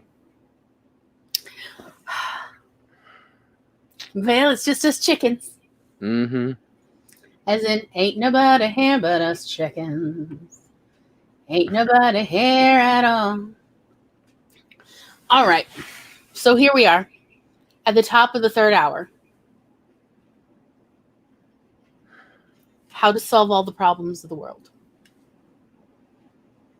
I mean, it is our family motto, where there's a think, there's a way.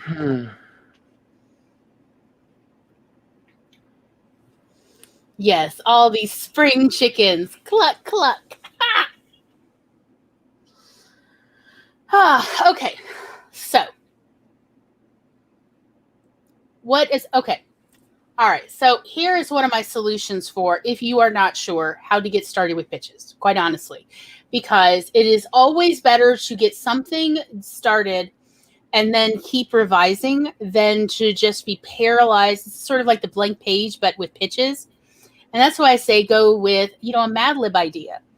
So the one I go to again and again, because it just feels right, y'all, is, and again, I cannot claim inventing this. I do not want to claim it. This was it Bill Hader and John Mulaney came up with Stefan.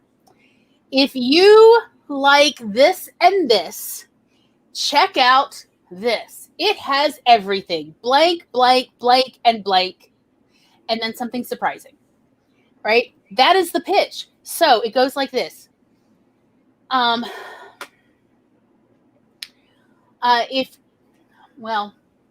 Maybe I should actually pull up something. I don't know. But let's see. There was, if you like 50 Shades of Grey and eating rotisserie chicken, check out 50 Shades of Chicken. It has everything.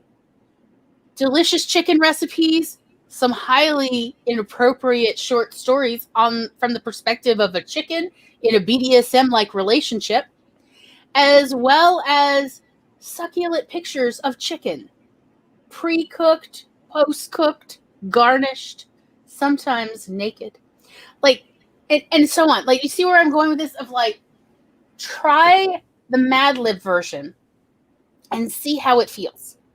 And you could pitch anything. You do not have to pitch your own story. If you don't want to practice with your own story, don't worry about it. How about you try something you're watching on TV? Loki. How would we pitch Loki thus far?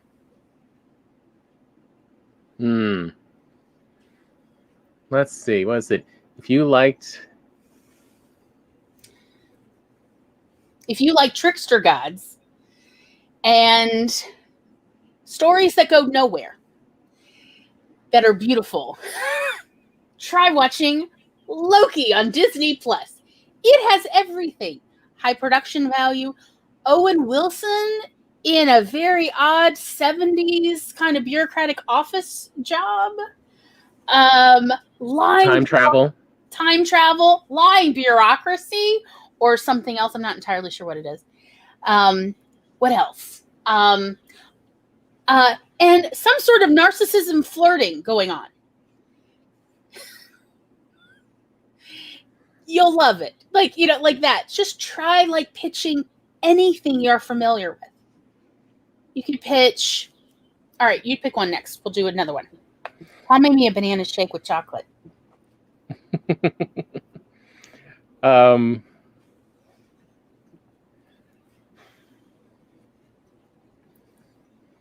Oh, how about you do the Final Girls?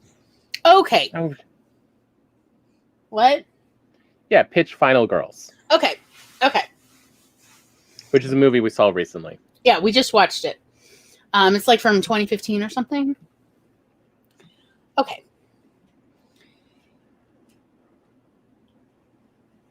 What? I need a meta movie. I need a movie where they're kind of... Oh, no. I got it.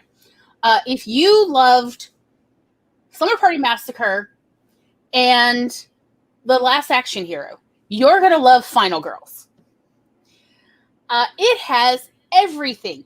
1980s short counselors in short shorts, mild zany sexism, and a crazed killer who keeps walking through the woods, as well as, what would you call that sort of meta thing, like they do in Last Action Hero? What do you call that? What do you call that sort of your a story within a story? I guess it's a play within a play, isn't it? It's sort of yeah.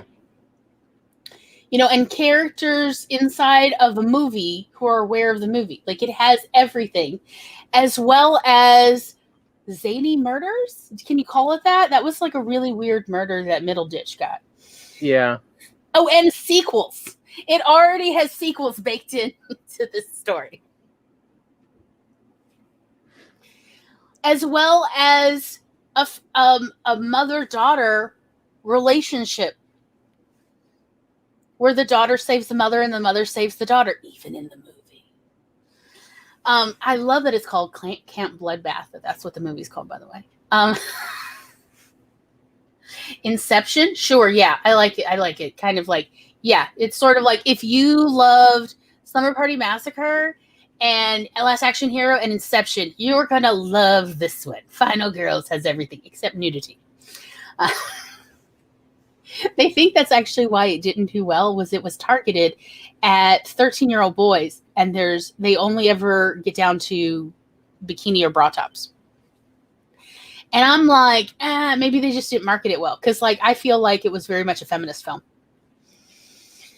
But again, that's one of those where you got the studio money and the studio wanted it marketed toward one group, even though you took the money, even though you knew it wasn't going to be marketed to that.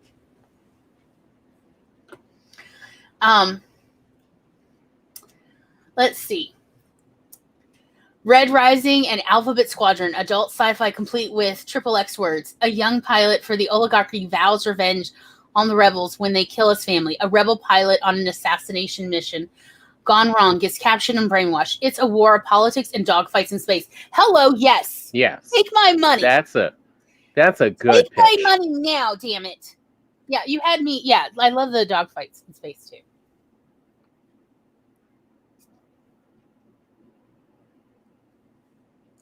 Surprisingly, the women don't actually get killed as much.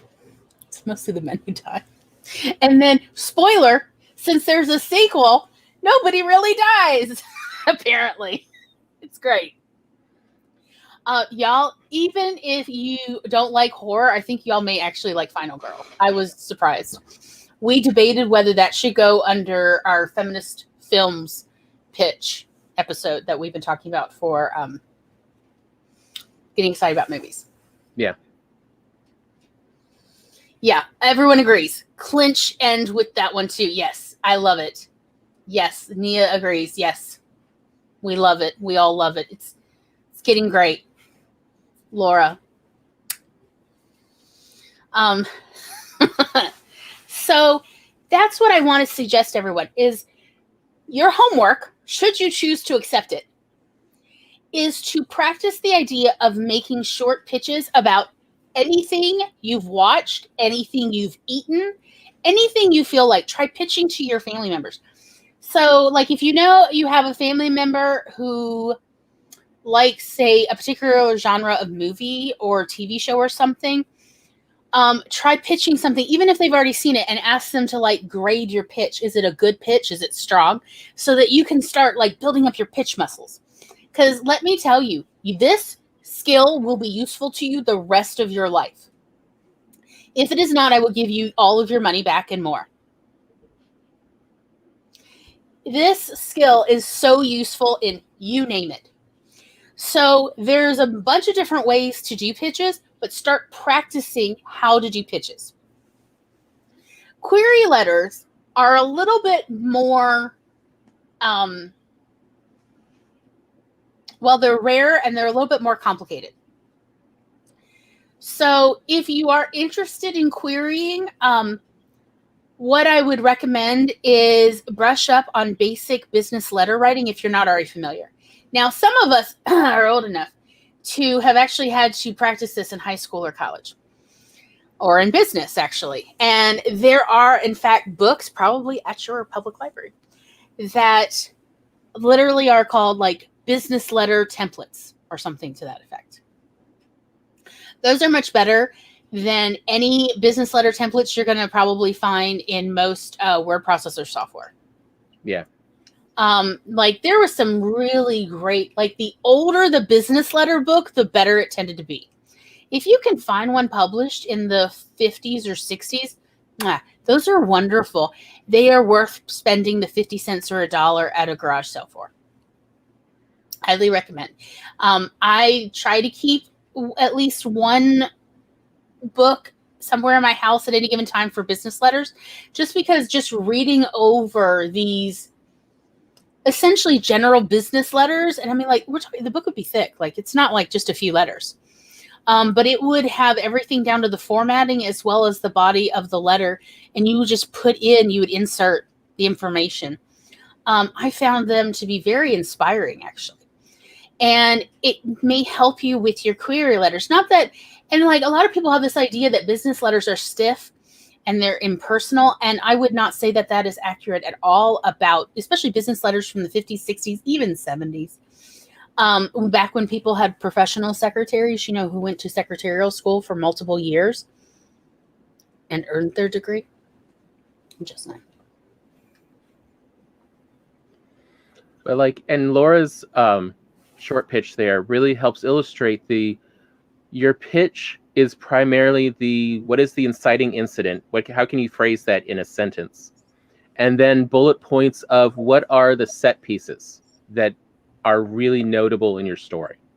Mm-hmm. So like, you know, dogfights in space is definitely a notable set piece of what makes up your story. And that's, you know, and that's really the pitch. You know, versus queries are more, you know, like business plans. This is why, you know, when you talk to the bank this is why I think I have a good chance of making a successful business. Mm-hmm.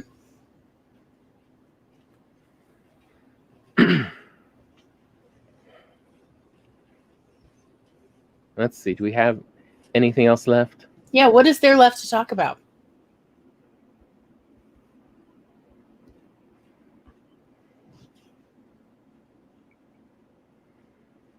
Did I write anything else in my Instagram thing?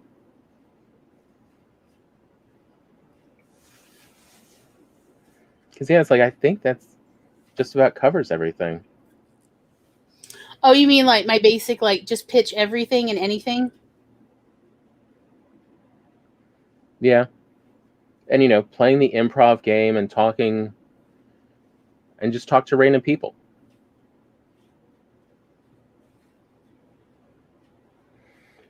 Oh yes, and that you are essentially incubating a business here. So you do need to just, this is part of the, you're building up all these different skills. Like to truly publish and make a book out there, it's more than just writing the story. It's a small business. Do you see the chat? Y'all.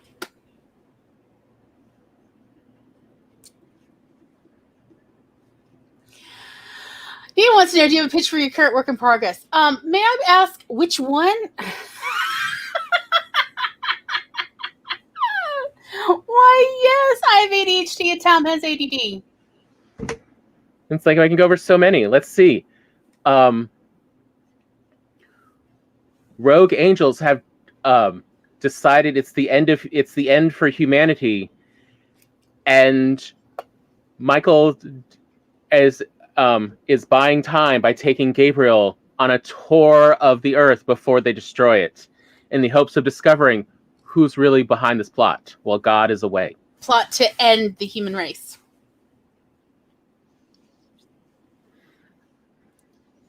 What about Justin's story?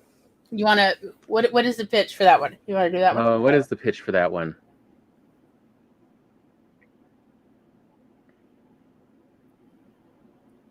A young man with nothing left to lose finds out he has an entire town of friends to gain by just opening up and being honest about who he is and what he needs. Really a quirky town of friends to gain. Oh, Laura wants to hear your pitch for Sadie and Clem. Oh, yes. Okay. What was it? A female bounty hunter in disguise. What was back in the days of the Wild West? A female bounty hunter who disguised herself as a man brings in a bounty that has more interest in her than she ever expected. Yes, that's Sadie and Clem. Let's see, what else have we got? One. There's the cookbook we've been working on. What's your pitch on that one? Easy cooking for the busy and exhausted.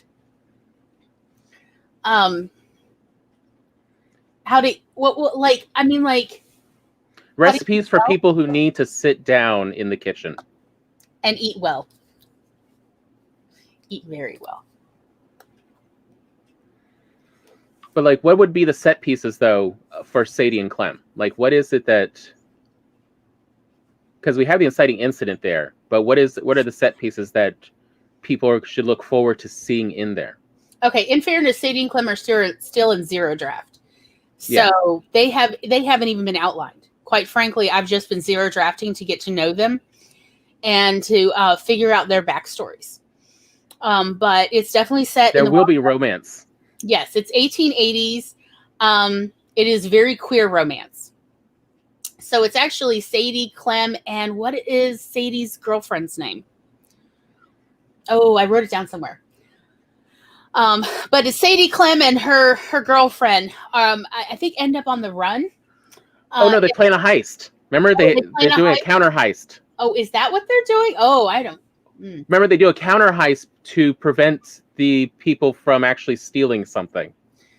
And that's how they're going to bring in. I really do not feel well prepared to write this story, y'all. I am under-skilled at this one. I love heist stories. I've never considered myself competent at writing a heist. Because I can't remember why, but they have to leave town really quick. Yes, I remember. They do have to leave town. And then there's the other Wild West romance. That's the mail order bride. But it's the wrong person. There's the wrong gender. Yes, the wrong gender. So it's a gay for you. It's two women in the 1880s Montana. And they still end up getting married. So it has a happily ever after. Again, with a quirky town. Yes. So there's that one. What else is there? Oh, there's the Regency romance. I don't know how I would pitch that one. That again is in a zero draft situation.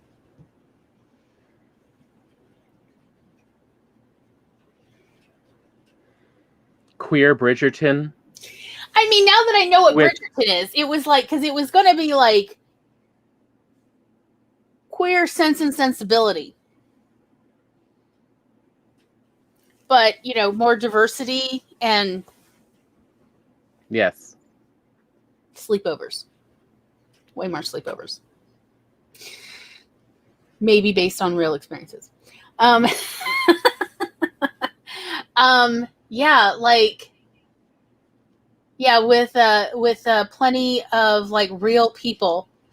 So a whole bunch more diversity as was actually experienced back then in that group. So yes, there is an ambassador's daughter in a wheelchair, because that's real. That actually happened. And they go on high adventures and, you know, kiss a bunch of each other.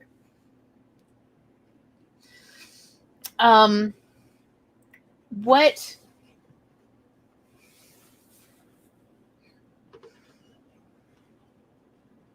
How about your time travel story? How would you pitch it?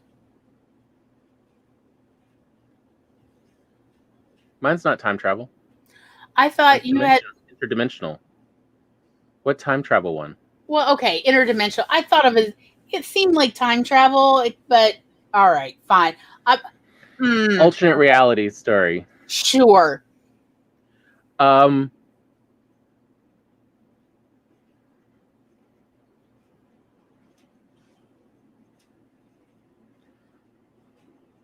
When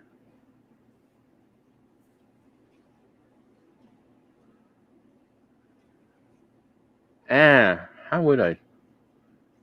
You're right. It's like because it's when Mark. Well, let's actually break it down. Let's actually go through the process. There's nothing wrong with.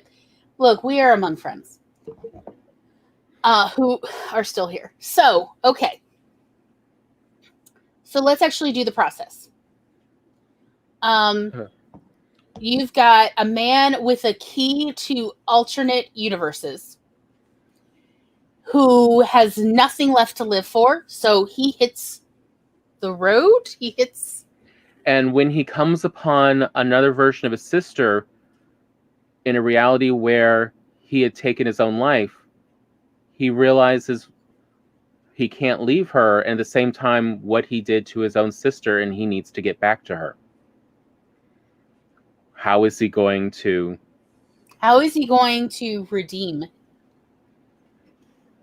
his relationship with his sister and the relationship, and not destroy this new sister's life at the same time?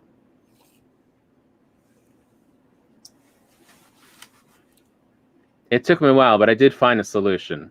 Because the problem with writing it is that you can't, that kind of story, especially since, I don't know about anyone else, but I assume it's because I'm autistic. And so, if anything, we actually have a stronger empathy. So it is harder to write emotional stories. Yes, because we feel them a lot stronger. It was hard to write past past the beginning point, because it's well, what's the solution? Because if there's no solution, then you're just talking about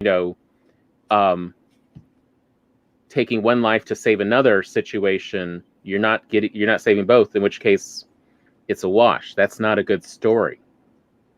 Mm-hmm. So I wasn't able to really work on it till I could figure out a solution. I eventually did come up with one. Because the real solution to grief is finding a new immortality project. Because grief is what happens when you lose an immortality project. Yes. What you thought was going to be what would last past you is no longer there, so you need something else. But yeah, it's like, it's a weird story. Well, okay.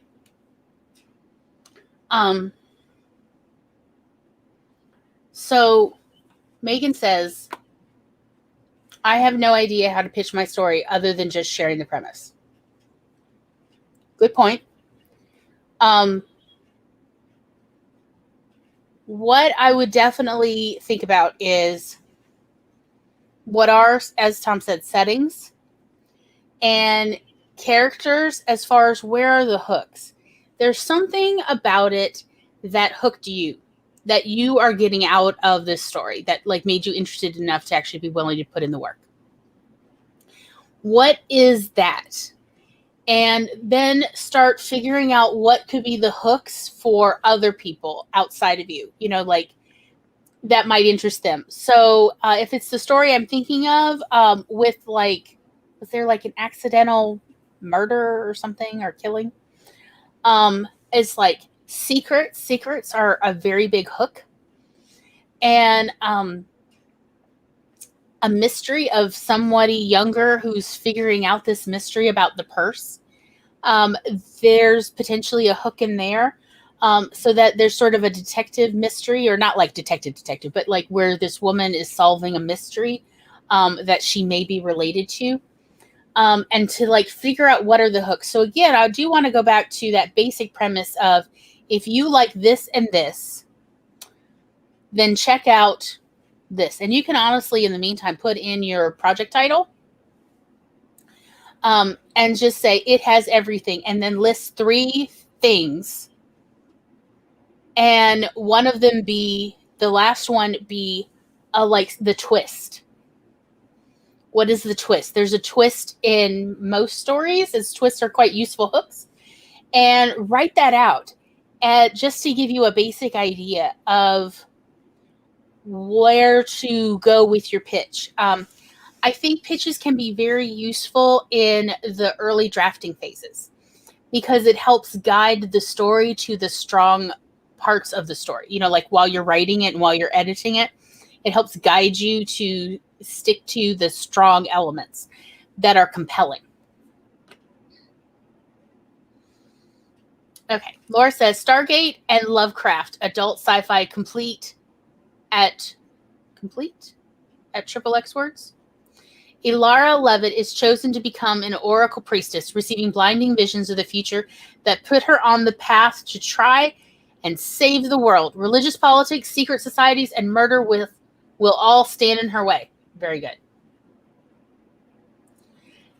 Okay, but here's what I think. It's a very good start. Like, yeah, let me put it this way. Do you know how many like revisions I've done on any of like my product pitches? Hundreds, y'all. Maybe thousands on some of the products. Boo Boo Cream has probably gone through several thousand workshopping revisions on that Boo Boo Cream, and y'all have heard several of them for a while. Megan says that actually helps a lot. Excellent. But yeah, like just try that basic idea of the pitch of if you like this and this, then this inciting incident has everything. It's this, and then the twist. And it's give your bullet points. Your bullet points of it has this, which you think is cool. And I would usually suggest that at least one of those 2 be something about genre or place setting. You know, like space. You mentioned something about space, but like one of those 3 kind of set the genre at least so that people have a clue what they're getting into, if there is genre. But that the 3rd one be the twist or the question mark. Can he save his real sister from grief as well as this other sister from another alternate universe from grief? Can he save them both at once? And I'm like, I have no idea, but it's worth a try, right? It's worth a try. Can he make it up to his sister as well as make up for alternate universe sister for her brother being so grief-stricken he left her behind?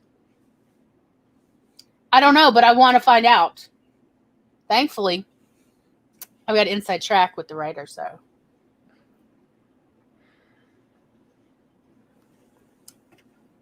But think about that basic idea of pitch. And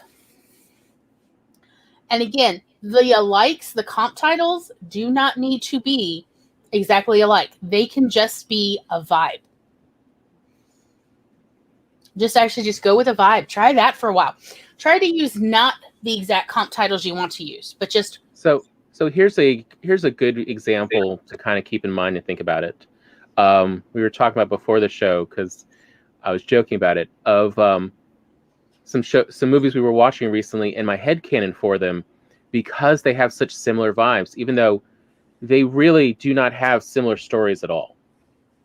But if you've seen them, you probably would pick up on it, which is Hocus Pocus, Practical Magic, with what's their names? Sandra Bullock and Nicole Kidman.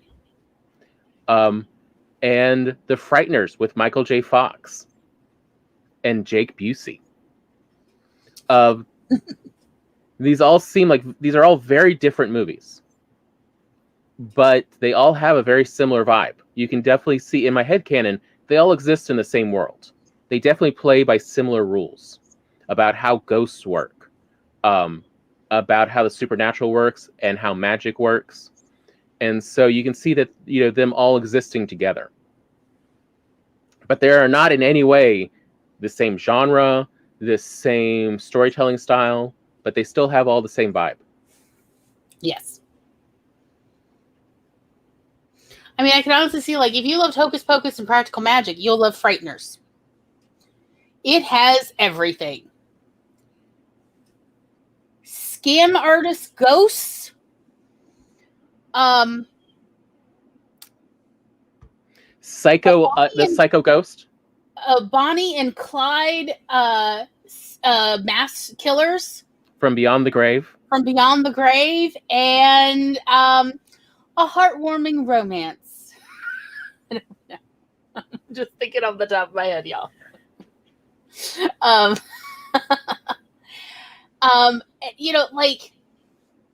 I mean, obviously that pitch needs some work. But again, we're just improvising here. Let's see. Okay, Megan does say, if you love your grandmother in the late 60s, you'll love Project Alzheimer's. I mean, it's one pitch. Let's see. When a dark secret slips the tongue of a woman plagued with Alzheimer's, the family must discover if the past truly matters and if their bonds are beyond saving. I mean, I'm ready for this Hallmark movie.